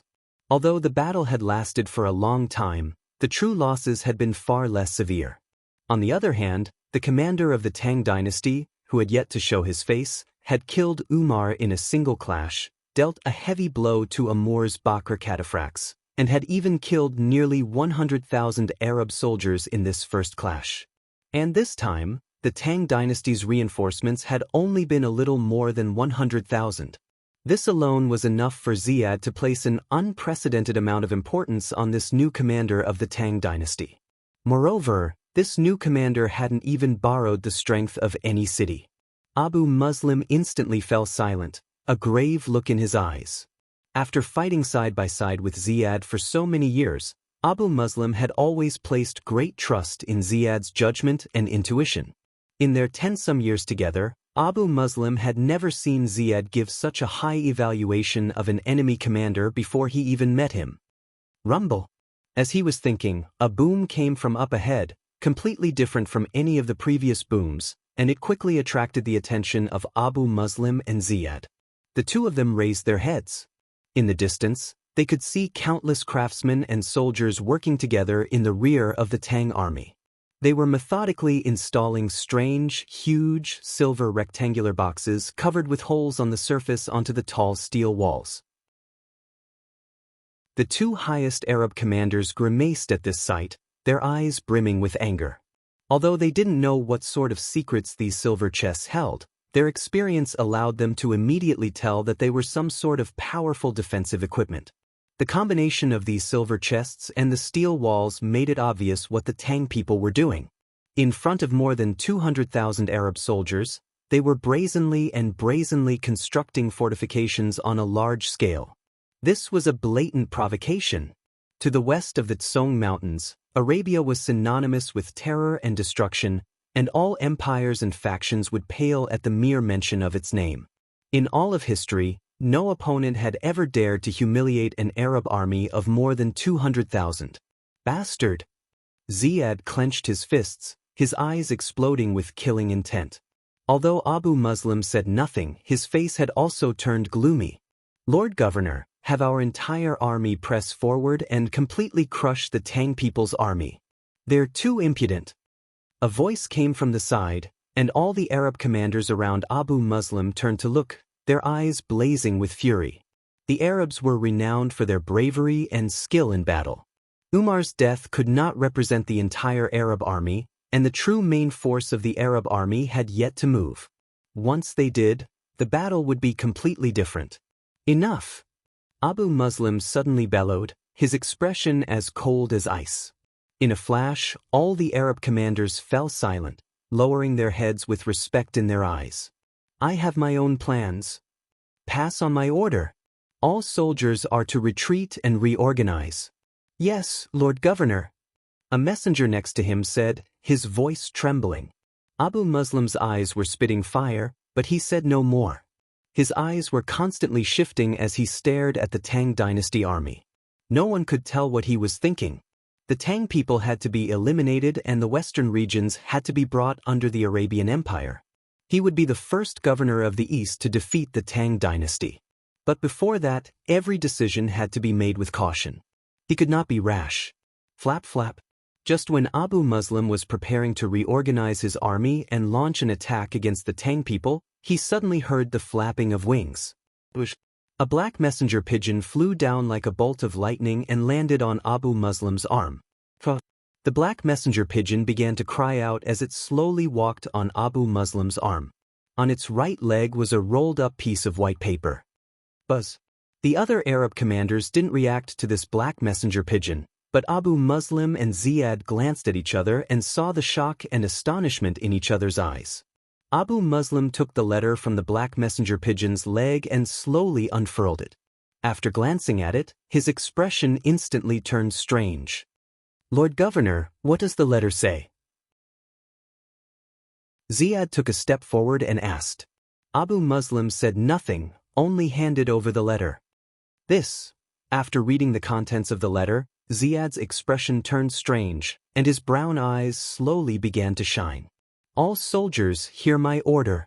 The army is to organize and delay the operation. Tomorrow we will fight the Tang people. Yes, my lord. Meanwhile, outside the city of Talas, Marquis, they're retreating. The Arabs are really retreating this time. Next to Wang Chong, Zhang Ke placed a hand over his forehead as he watched the Arab army retreat like a receding tide, a look of excitement on his face. Zhang Ke was not a fighter, so after the aerial battle, he had remained at Wang Chong's side. Su Qi, Chen Bureng, Sun Jiming, Zhuang Buping, Qi Weisi, Zhao Jingdian, and even Wang Chong's father Wang Yan and big brother Wang Fu had all been sent to the front lines to command the army. The only people left at Wang Chong's side were Zhang Ke and a few others. It's not that simple. This battle has only just begun. Chapter 888. The Arabs had already withdrawn a great distance, but they had not retreated to the strategic fortress of Khorasan. Instead, they stared at the Tang army from a distance, their intentions obvious. It was the Arab style to fight to the last man or to lose 3/4 of their soldiers. They would never easily retreat. This was also why Arabia was so troublesome and terrifying. It was also why the kingdoms of the western regions viewed Arabia as a destroyer. But this time, they had run into the Tang dynasty and Wang Chong. For this decisive battle with the Arabs, Wang Chong had prepared for a long time.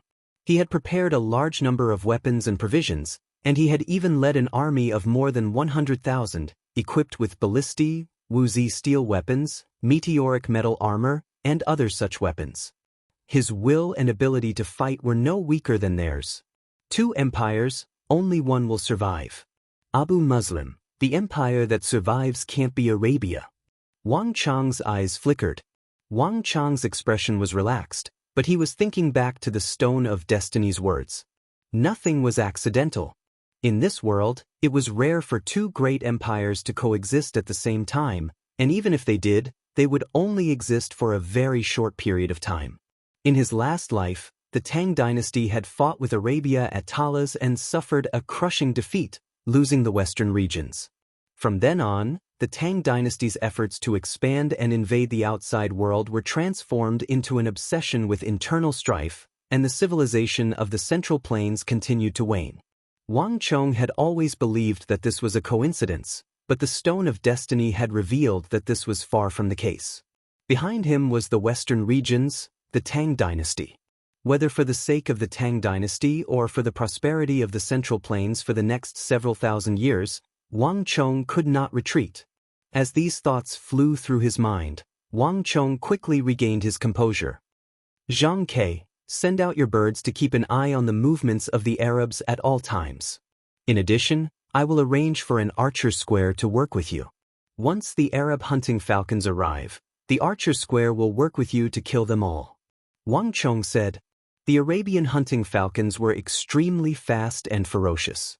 Although Zhang Ke had wiped out a wave, it had only been one of the Arabian hunting falcons. Zhang Ke's eagle team alone was far from enough to deal with the entire Arab hunting army. Using the ground and air forces to launch a pincer attack was a tactic that Wang Chong had specially designed for the Arabs. Zhang Ke accepted the order and left. In the army of the Tang dynasty, there had never been anyone like Wang Chong who valued aerial surveillance as much as he did. Zhang Ke did not disappoint. The eagle team he led played an increasingly important role in Wang Chong's battles. This included the war with the Arabs. If Zhang Ke had not destroyed the Arab hunting falcons ahead of time, the outcome of the war might have been completely different. Once Zhang Ke left, Wang Chong calmed down and turned his eyes to the vast sea of Arab soldiers. In this battle, one of Wang Chong's greatest foes had yet to appear. During the assault of the Arab Bakr cataphracts, Wang Chong had vaguely sensed their will. This was a clash in the air, as well as an invisible contest. Abu Muslim. Wang Chong could clearly sense that the enemy was using that group of cavalry to probe him, and Wang Chong had also clearly displayed his will through the ballista army. The first clash between these two commanders had ended with Wang Chong's victory, but Wang Chong was well aware that this was far from over. Protector General Wang, is this the steel wall? Just at this moment, a dignified voice rang out. Gao Xianji suddenly spoke as he stood at the side with his back ramrod straight, his gaze looking ahead. Wang Chong froze, and then he smiled and nodded. Yes. At these words, Gao Xianji's eyes exploded with a sharp light, a strange light flitting through his pupils. In the War of the Southwest, Wang Chong had used his steel wall tactics to defeat the combined army of Daluan Ruozhen and Jelifeng. This matter had long ago caused a huge uproar throughout the world, and in the Battle of the Triangular Gap, Wang Chong had established a steel fortress on the Uzun Plateau and used it to defeat Dusong Mangpoj and Dian Mangpoj. Wang Chong's unique tactics had become so famous that even Gao Xianji had heard of them in the distant western regions. But this was the first time Gao Xianji had actually seen them. Not bad. A hint of surprise flashed through Gao Xianji's eyes as he heartily praised. The most formidable aspect of the Arabs is their cavalry. By using this tactic to divide them, we can truly destroy the Arab formation. Without the advantage of a formation, the cavalry will not be as formidable. Lord Protector General's thoughts are bold and imaginative, able to think of places that ordinary people cannot. It is no wonder that you were favored by His Divine Majesty at such a young age and became the youngest Protector General of the Empire. However, the city of Talas is surrounded by wilderness that is extremely advantageous to cavalry. Wouldn't it be better to enter the city and use the thick walls of the city of Talas to defend it? These last words revealed Gao Xinji's true intentions. When Wang Chong led his army to the city and routed the Arabs, Gao Xinji had originally believed that Wang Chong would lead his army into the city and use the city of Talas to defend it with him. But now, it seemed that Wang Chong was arranging his army and constructing fortifications outside the city, with no intention of entering the city at all. This was completely different from Gao Xinji's plan. In Gao Xinji's view, Wang Chong's plan was far too risky. There were no natural strongholds to rely on, and the terrain was unfavorable. But since Wang Chong had come to save him and was of equal status to him, Gao Xinji could not directly point this out, so he had used the City of Steel to tactfully express his intentions.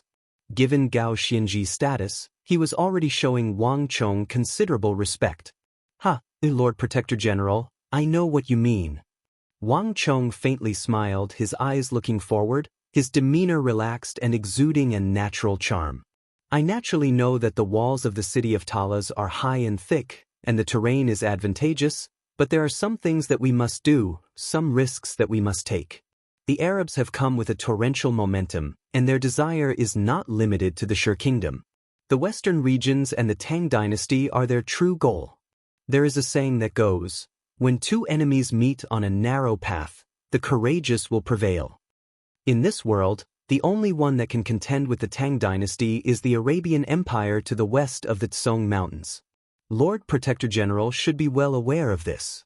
If we cannot thoroughly defeat them and make them understand the terrifying power of the Tang dynasty, then there will be no end of trouble. This world is one of survival of the fittest, where the strong prey on the weak. Our Tang dynasty was able to rule the western regions through our own strength. The Arabs were able to expand to the west of the Tsong Mountains and encroach on the Tang dynasty through their own strength. Whether Milord has realized it or not, from the moment we arrived here, everything was decided. In this battle, if we dare to enter the city and show the slightest fear, the Arabs will swarm in, and we will lose the initiative, handing over the advantage we worked so hard to build. Lord Protector General should understand that the Tang dynasty no longer has any soldiers to deploy. At this point, Wang Chong paused, his gaze slowly sweeping over the crowd. All was quiet. All the Anshi generals, including the generals at Wang Chong's side, had been captivated by Wang Chong's words, all of them solemnly looking at him. All the soldiers of the Tang dynasty, from the east of the Tsong Mountains to Qixi and Wushang, had been mobilized. Just as Wang Chong had said, Talas was probably the last line of defense. If we win this battle, we can protect the western regions for several decades, or at least slow down the advance of the Arabs. Lord Protector General should know that the army led by Abu Muslim is only the soldiers of that empire in the east. This empire has at least 3 times the number of soldiers in the rear. We don't have many choices. If we lose, Anshi and Qixi will change sides, and even Longxi will crumble to the threat of the Arabs. All of these are things that we must consider. Wang Chong sternly said, one last glance at the commander-in-chief of the Anshi Protectorate Army, Gao Xinji. Gao Xinji said nothing, but his brows were deeply furrowed. As a general, his duty was to lead his soldiers into battle, to win battles, and to win battles after battles. This was why Gao Xinji had said those words and entered the city of Talas. But Wang Chong's standpoint was completely different from his own. Wang Chong's strategic vision and considerations were far more profound. After careful consideration, even Gao Xinji had to admit that there were many aspects of this war that he had not considered thoroughly. I understand. Gao Xinji gave a serious nod. He gave Wang Chong a deep glance, acting like he was meeting this 17-year-old youth of the Tang dynasty for the first time. Seeing once is better than hearing 100 times. There had been many misunderstandings between Gao Xinji and Wang Chong, including the regional commander's incident and Wang Chong's assault on Wushang. In this meeting, Gao Xinji had treated Wang Chong so courteously, partly because Wang Chong had been willing to put aside their former enmity and brave the danger of leading an army to reinforce him. As for Wang Chong's military skills and other aspects, although Wang Chong had been able to defeat Umar, as a top-class great general on the level of Gao Xinji, who had won countless victories and had experienced far more than ordinary generals, He had not left a very deep impression on Wang Chong. But when Wang Chong said these words, revealing his comprehensive plans for the Battle of Talas, Gao Xianji felt for the first time that this youth possessed a vast breadth of knowledge, a strategic and long-term vision that could make any protector general or great general lose their luster. Astounding talent! Gao Xianji had always been a proud man, but he had never imagined that he would see another person, and a youth at that, a talent that far surpassed his own. Everything will be done according to Lord Protector General's wishes. If Lord Protector General has anything that requires the cooperation of the Anxi Protectorate Army, this Gao will give it his all.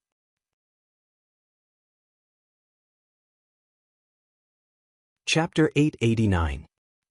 There's no need for that. Lord Protector General only needs to carry on as before.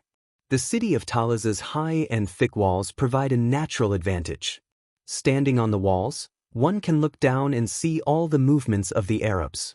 In this aspect, I will require Milord's cooperation. Wang Chong grinned. Okay.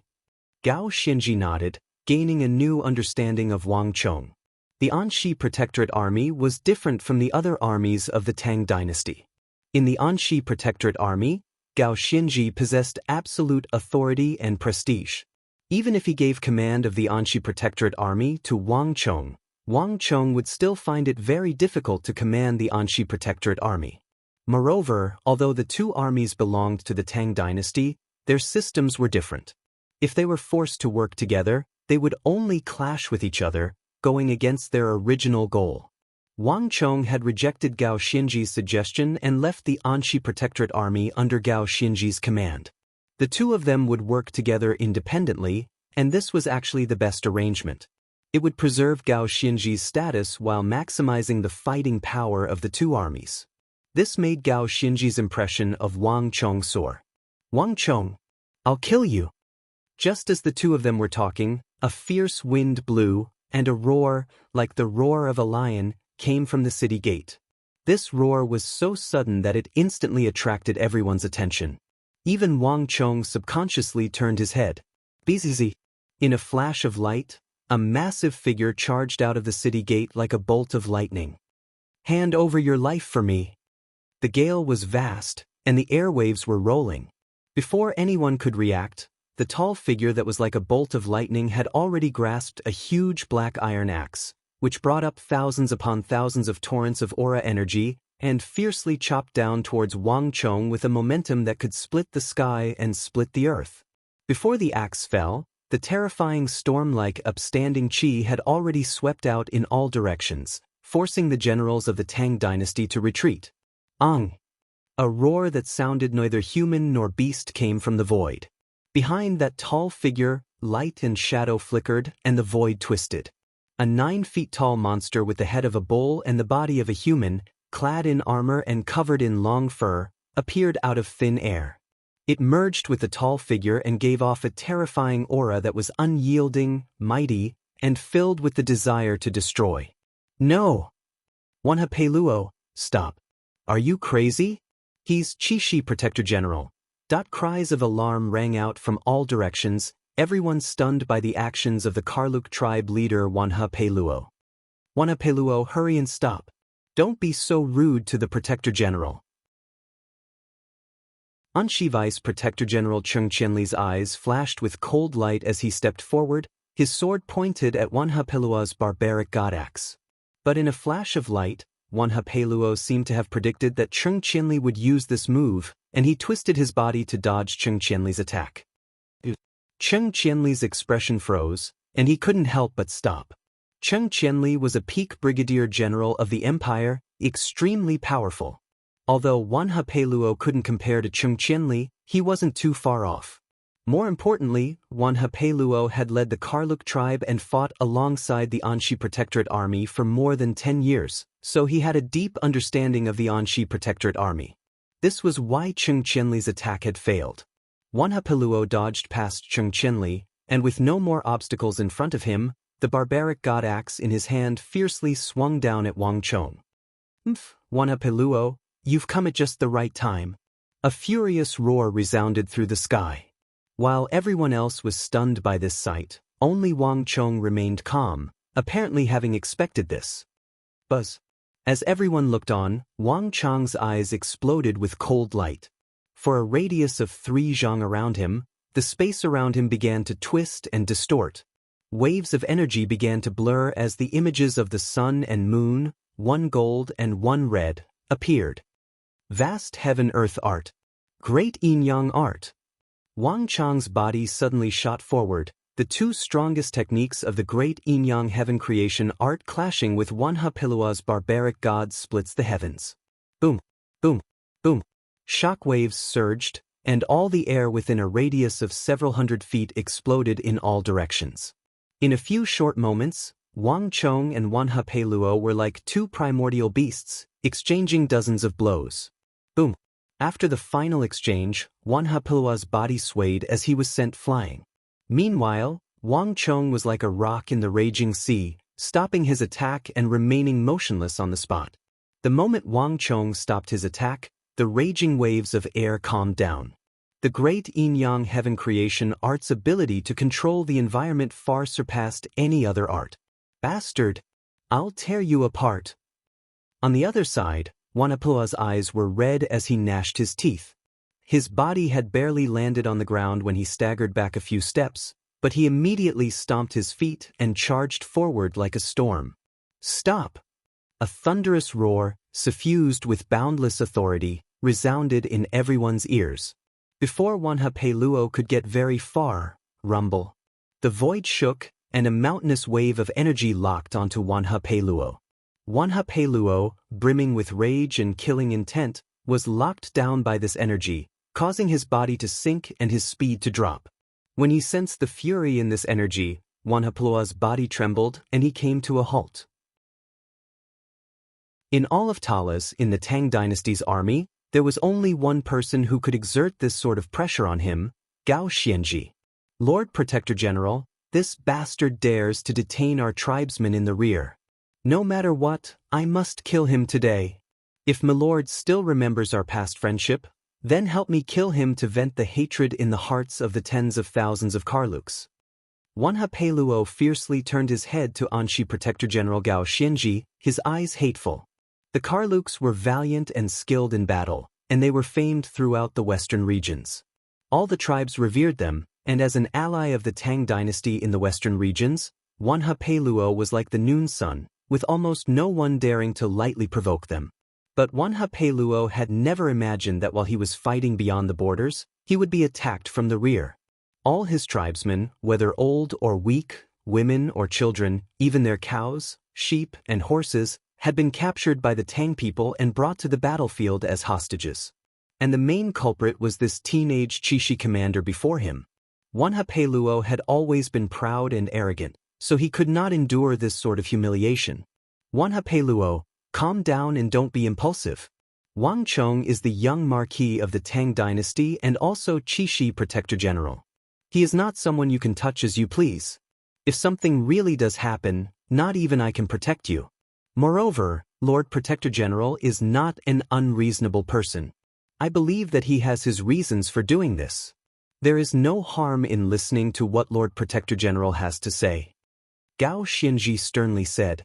Wanhapeluo was powerful and had a vicious appearance.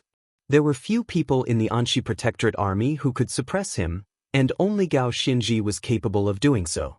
As for the Karluks in the rear, Wanhapeluo had run to him 5 or 6 days ago to complain, causing a huge uproar.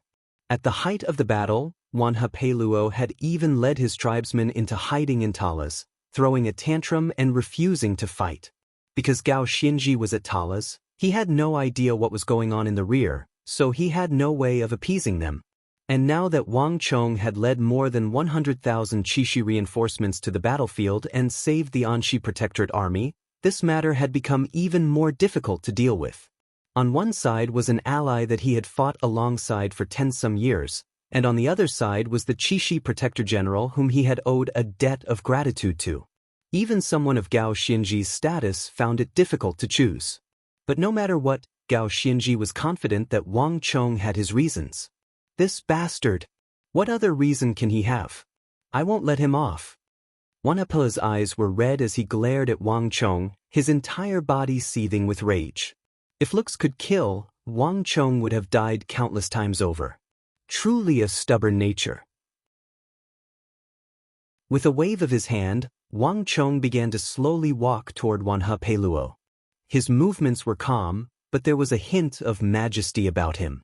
As he walked, a powerful pressure erupted from his body like a storm. This pressure forced the surrounding Tang dynasty generals to retreat. The only people around the gates of Talas that could endure this pressure were Gao Xianji, Cheng Qianli, and Wanha Peiluo. Wang Chong was getting stronger by the day, and though he had only been in the western regions for a short time, he had already slain 2 brigadier generals. Wanha Peiluo was powerful and infamous, but he was not more formidable than Dian Mengpoj or Agudulan. In a one-on-one battle, Wang Chong was 80% confident that he could personally kill him. Wanha Peiluo, you went back on your word and accepted bribes from the Arabs, intending to sell out the 30,000 soldiers of the Anxi Protectorate Army. Did you think that I didn't know about all of this? Wang Chong's eyes were chilling as he stopped in front of Wanha Peiluo and harshly rebuked him. Bang! His words were earth-shattering. Everyone was stunned by Wang Chong's words. Wanha Peiluo colluded with the Arabs? How could this be? The Karluks have fought side by side with us for 10-some years, never abandoning us. How could they betray us? Lord Protector General, could there be a mistake? Could there be some sort of misunderstanding? Everyone looked at Wang Chong, finding this matter far too absurd. They simply couldn't believe that the Karluks would collude with the Arabs and betray the Tang dynasty. After so many years of war, the Karluks and the Anxi Protectorate Army had become extremely close. From an emotional standpoint, none of the soldiers of the Anxi Protectorate Army could accept that the Karluks would betray them. However, no one noticed that Wanha Peiluo, who was behind them, suddenly twitched as if he had been stabbed. Bastard! Don't slander me! This old man will kill you! Wanha Peiluo roared, his eyes red and his entire body seething with killing intent.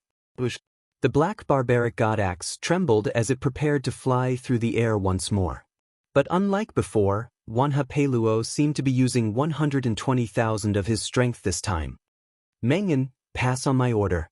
If Wanha Peiluo dares to make the slightest move, kill the entire Karluk tribe, along with their livestock and horses. Don't leave a single one alive. Wang Chong disdainfully sneered at this sight, his body not even moving. Yes, my lord. Bang! Like a bolt of lightning, Wanha Peiluo found it hard to breathe, his entire body going cold. The axe in his hand trembled, and he found himself unable to swing it again. Even that monstrous murderous aura instantly disappeared like a punctured ball.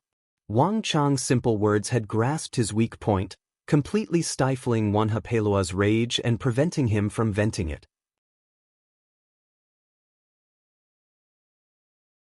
Chapter 890. In a flash, Wanha Peiluo's eyes once more turned incomparably red, almost dripping with blood.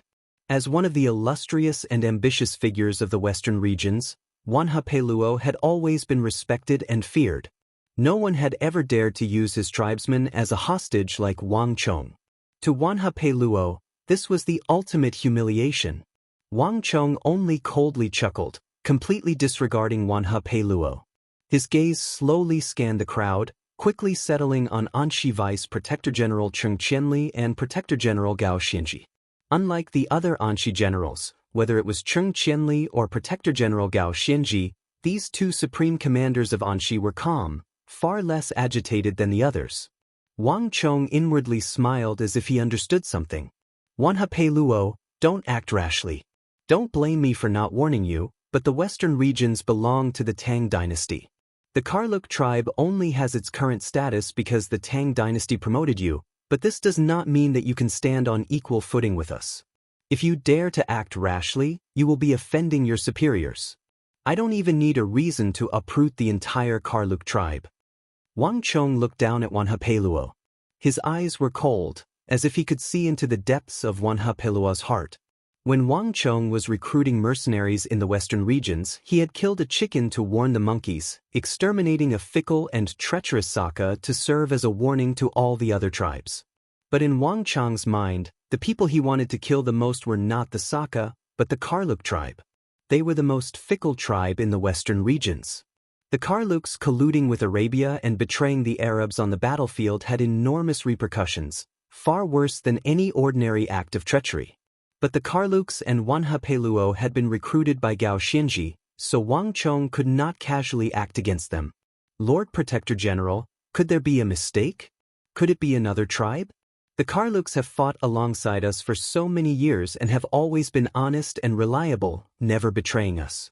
How could they possibly collude with the Arabs?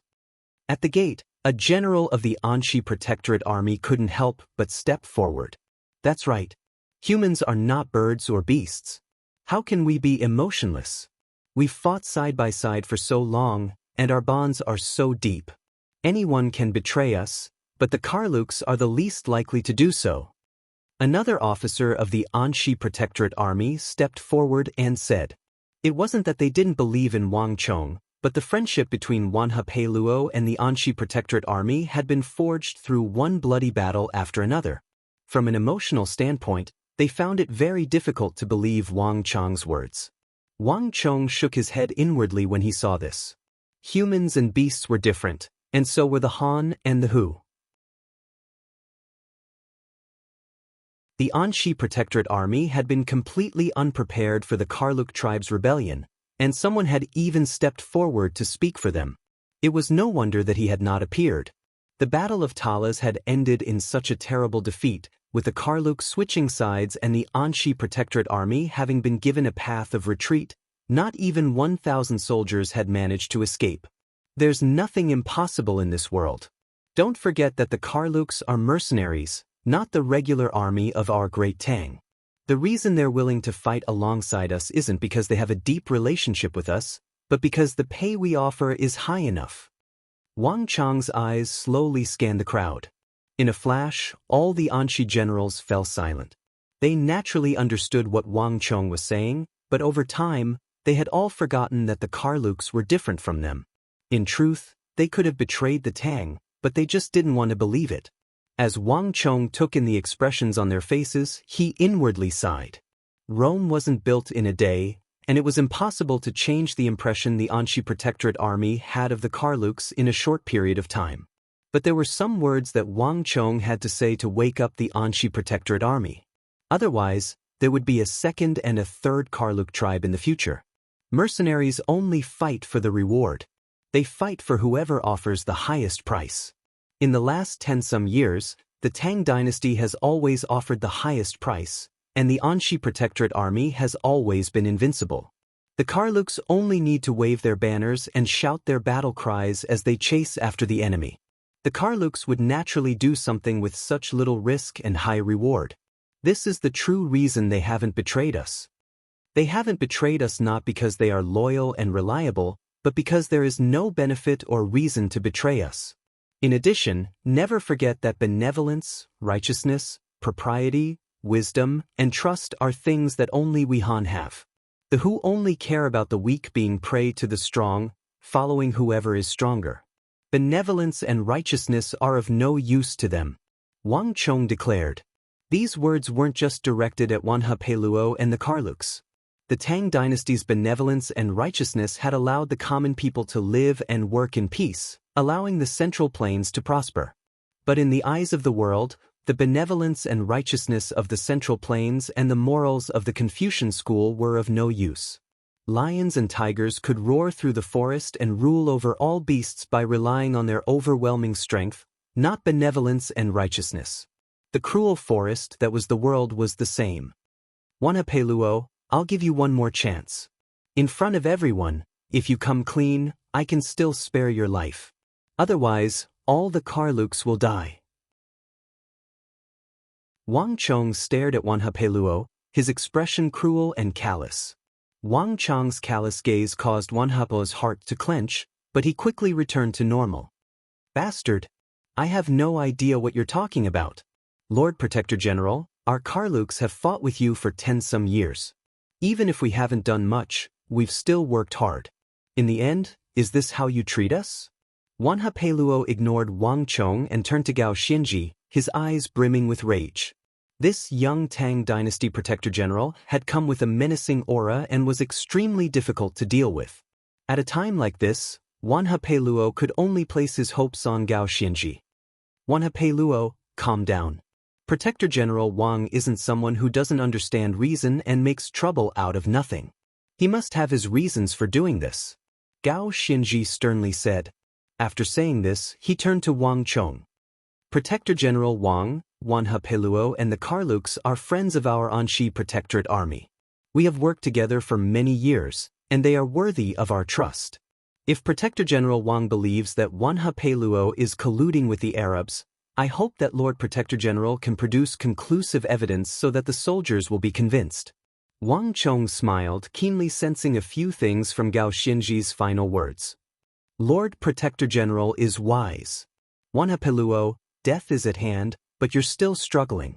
It seems like you won't give up until you reach the Yellow River.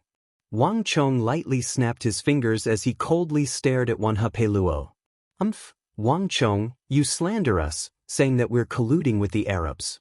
If you can't produce convincing evidence, I, Wanhapei Luo, swear to the heavens that no matter the price, I will cut you into 1,000 pieces to vent the hatred in my heart. Wanhapei Luo fiercely gripped the barbaric god axe, his expression savage.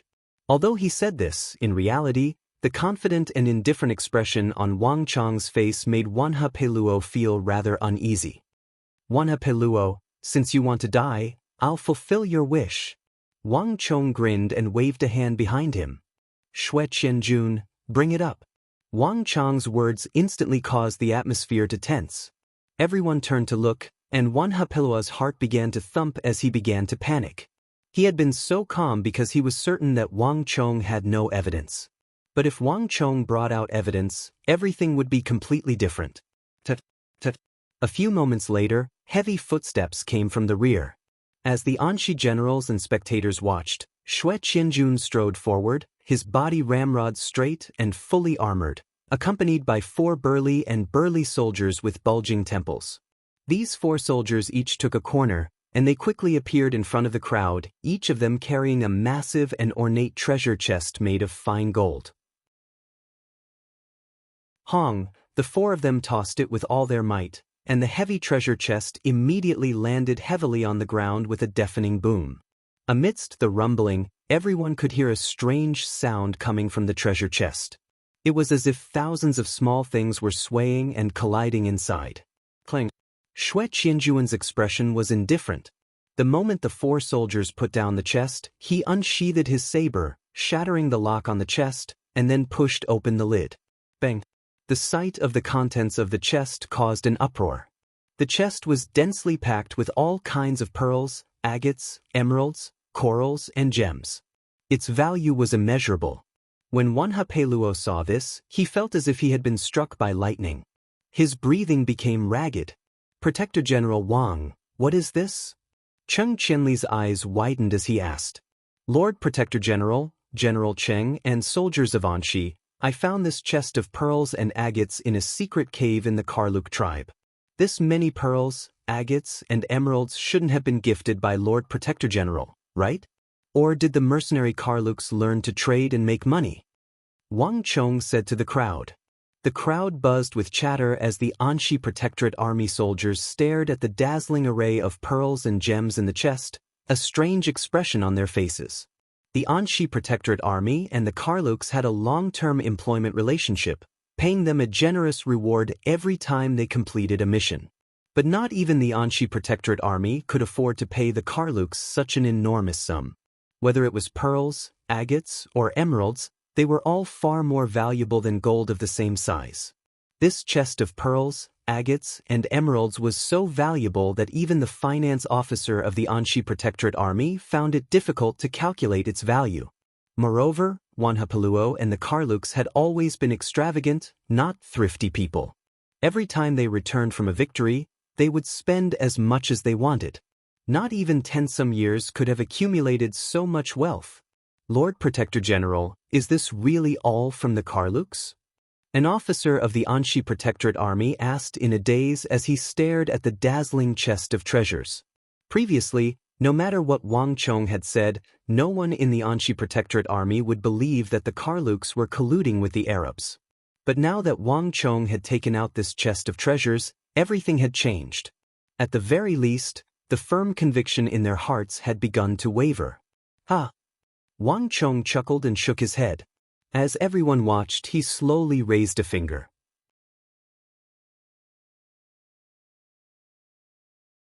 Chapter 891. Rumble. Hearing that there were 9 more chests of such treasures, even Qing Qianli couldn't help but widen his eyes. 1 chest of treasures could barely be explained, but 10 chests of pearls, jade, and jewels. Even if the Karluks had been starving for 10-some years, they still wouldn't have been able to accumulate so much wealth. Not even a fool would believe that such a massive treasure had appeared in the Karluk tribe without any suspicions. In an instant, all eyes turned suspiciously to the leader of the Karluks, Wanha Peluo. Wang Chong, don't slander me. Wanha Peluo finally couldn't help but angrily yell. I've never seen these things before, so I have no idea what's going on. Moreover, our Karluks are a hired tribe. Do we have to tell you everything? The western regions once had many ancient kingdoms that left behind vast amounts of wealth, and there are also many treasure maps and legends that many tribes are still searching for. Do I have to tell you all of this?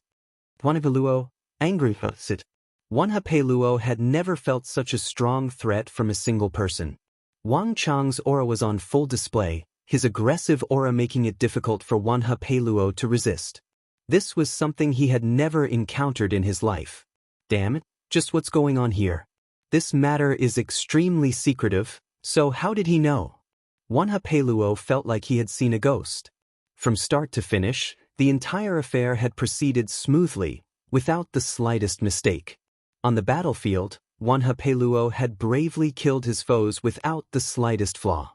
Wanha Peluo had even prepared to borrow the strength of the Arabs to rule over the western regions after the Tang dynasty's defeat. But who could have expected that on the night that Wanha Peluo was prepared to switch sides and open the gates to let the Arabs into the city, he would suddenly receive a letter. All of Wanha Peluo's plans had been thrown into disarray. Even now, Wanha Peluo still didn't know where he had gone wrong. How could a young protector general in the distant Qixi know about his affairs in the western regions, and such a secret? Wanha Peluo could only be described as seeing a ghost. Wanha Peluo's excuse quickly took effect, and the story of the treasure map was quickly accepted by the crowd. Although it was still rather abrupt, it was much more believable than the Karluks betraying the Tang dynasty and colluding with Arabia. There was a subtle change in the surrounding atmosphere. The gazes everyone looked at Wanha Peluo with became much gentler. Haha, treasure map? Wang Chong sneered, as if he had already expected Wanha Peluo to say this. So, is this also the reason for the treasure map? Wang Chong's palm pressed down on the treasure chest. Bang! Shockwaves radiated in all directions, and the tens of thousands of pearls, agates, jadites, and gemstones in the treasure chest seemed to be pulled by many invisible threads, flying out of the chest and hovering in the air. Everyone was confused at first, but in the next moment, when they saw the dazzling golden light shooting out from the bottom of the box, everyone's expressions changed. Arabian gold coins. At the very bottom of the pearls, agates, and jadites were dazzling round gold coins, layer upon layer, covering the bottom of the treasure chest. These round gold coins were completely different from the gold and silver of the Tang dynasty. The workmanship of these gold coins was extremely exquisite, and the surface was engraved with the image of a man with wavy hair. In terms of appearance, it was identical to the Arabs. And on the back of the gold coins, ding! Amidst the clattering of armor, an Anxi Protectorate army officer strode forward, took out a gold coin from the bottom of the chest, and flipped it over. It's an Arabian gold coin. On the back of the coin was the banner of the Arabs. Everything was clear at a glance. This was no treasure map, nor was it some treasure left behind by an ancient kingdom of the western regions. This was something that belonged to the Arabian Empire. In order to bribe the Karluks, these people had offered unimaginable riches. Wanha Peluo, you bastard! The surrounding Anshi generals stared at Wanha Peluo with killing intent, and one of the Anshi generals closest to Wanha Peluo angrily roared as he unsheathed the sword at his waist and slashed at Wanha Peluo. Bang! Waves of air rumbled. In the blink of an eye, a vast wave of chi and the black god of Berserker's axe shot out and blocked the thunderous strike. This is a false accusation. This is definitely a false accusation. Don't be impulsive. Don't be fooled by this brat. Wanhaplua's face contorted as he screamed and retreated, hurriedly raising his weapon to block. Our Karluk tribe has fought side by side with you so many times. Have all of you forgotten? During the battle against Che Shirqian, we covered your left flank. Also, during the battle against Kongju, we sneaked into the city and helped you open the city gate. Also, during the battle against Kanjudi, we saved many of your men. Have you all forgotten all these?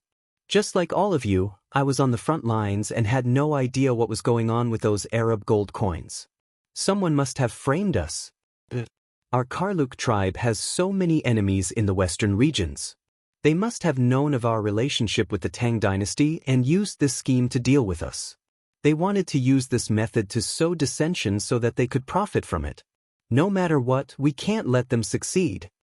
Wanhapeluo, grieved, his face filled with grief and indignation. Wanhapelua's words caused the crowd to begin to hesitate once more. It was true that the Karluk tribe and the Anshi Protectorate Army had offended many people over the years. It was completely possible for these people to work together to frame the Karluk tribe. When Wanhapeluo brought up those past events, the crowd found it even more difficult to bear, and the suspicions they had about Wanhapeluo and the Karluk tribe gradually began to loosen. Even Gao Xianji began to frown, a look of pity in his eyes. Wang Chong's eyes flickered at this sight.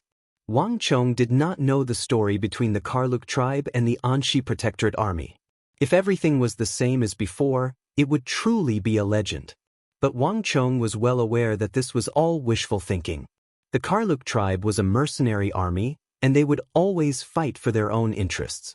This was something that could never be changed. Wang Chong pitted the friendship between the Anshi Protectorate Army and the Karluk tribe, but Wang Chong also knew that it was an indisputable fact that the Karluk tribe was colluding with the Arabs.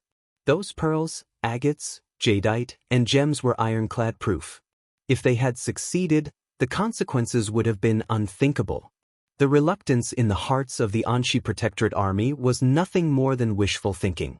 The Anshi Protectorate Army's loyalty was nothing more than a bargaining chip for the Karluks to trade with the Arabs. In the eyes of the Anshi Protectorate Army, the loyal Karluk tribe who had gone through thick and thin with the Arabs would not hesitate in the slightest when it was time to rebel, much less show any mercy. Countless soldiers of the Anshi Protectorate Army had not died at the hands of the Arabs, but had died unjustly at the hands of the Karluk tribe. It was precisely because the Anshi Protectorate Army had been completely unprepared for the Karluk tribe's rebellion that less than 1,000 soldiers of the Anshi Protectorate Army had managed to escape. When he thought about how Wanhapeluo was still deceiving the Anshi Protectorate Army and using their emotions to weasel his way out of the situation, Wang Chong felt waves of disgust and loathing for the Karluk tribe. Gao Xianji might have been deceived by them, but not Wang Chong. Wanhapeluo, there's no need to quibble. You can say that the matter of the Arabian gold coins was a trap, but what about that Arab spy who colluded with you? Don't forget he met you. You believed that your plan was flawless, but you probably didn't expect that we would capture this person. Since you're still trying to weasel your way out of the situation, let's bring him over for questioning. Xue Qianjun, bring that Arab spy over. In addition, find a translator. Let everyone hear what's going on. Wang Chong bellowed as he turned to the chilling Xue Qianjun and ordered. Yes, my lord. Xue Qianjun loudly replied, and then he immediately began to walk toward the rear, his expression devoid of hesitation. It was clear that he had been prepared for this. Buzz! Wanhapeluo, who had been screaming that he was being wronged, instantly paled at this sight. He could still argue about the matter of the Arabian gold coins, and he could still rely on the camaraderie they had built up over the years to convince the Anshi Protectorate Army officers, but now that the Arab spy was brought up, No matter how much Wanha Peluo tried to argue, it was useless. Impossible. Just how did he do it? Wanha Peluo's mind was reeling in shock. He simply couldn't understand how this young protector general, who had always been active outside of Anxi, could know so much. Even more unbelievable was how the disguised Arab spy who had infiltrated the Karluks had ended up in Wang Chang's hands. That had been more than 2 months ago. And he clearly remembered that he had already returned to the Arabian Empire. Had something happened to him and he hadn't returned? Or perhaps he had run off to contact him, which was how he had ended up in the hands of this young Chishi protector general. Wanha Peluo's mind was in turmoil as countless thoughts flitted through his mind. What shocked and panicked Wanha Peluo the most was that Wang Chang's subordinate was already escorting an Arab whose hands were tied behind his back and whose head was covered with a cloth. This Arab was currently being escorted toward him. From his figure, he could tell that this was the Arab who had first contacted him. Wanha Peluo roared, his hair standing on end as he finally couldn't hold back any longer. While everyone's attention was focused on the who being escorted by Xue Qianjun, this illustrious Karluk leader of the western regions suddenly exploded with fury. "Brat, you're too vicious. Guli, send a signal to the Arabs. In addition, inform all the tribesmen in the city to attack together. Everyone else, come with me and kill him." You're tuning in to the Passion Pages YouTube channel. We're so grateful for your support, and don't forget to subscribe to join us on this incredible journey through captivating stories. Your generosity through donations truly makes a world of difference, as it's the primary source of revenue that allows me to expand and enhance this channel for you. Thank you from the bottom of my heart for being a part of this adventure.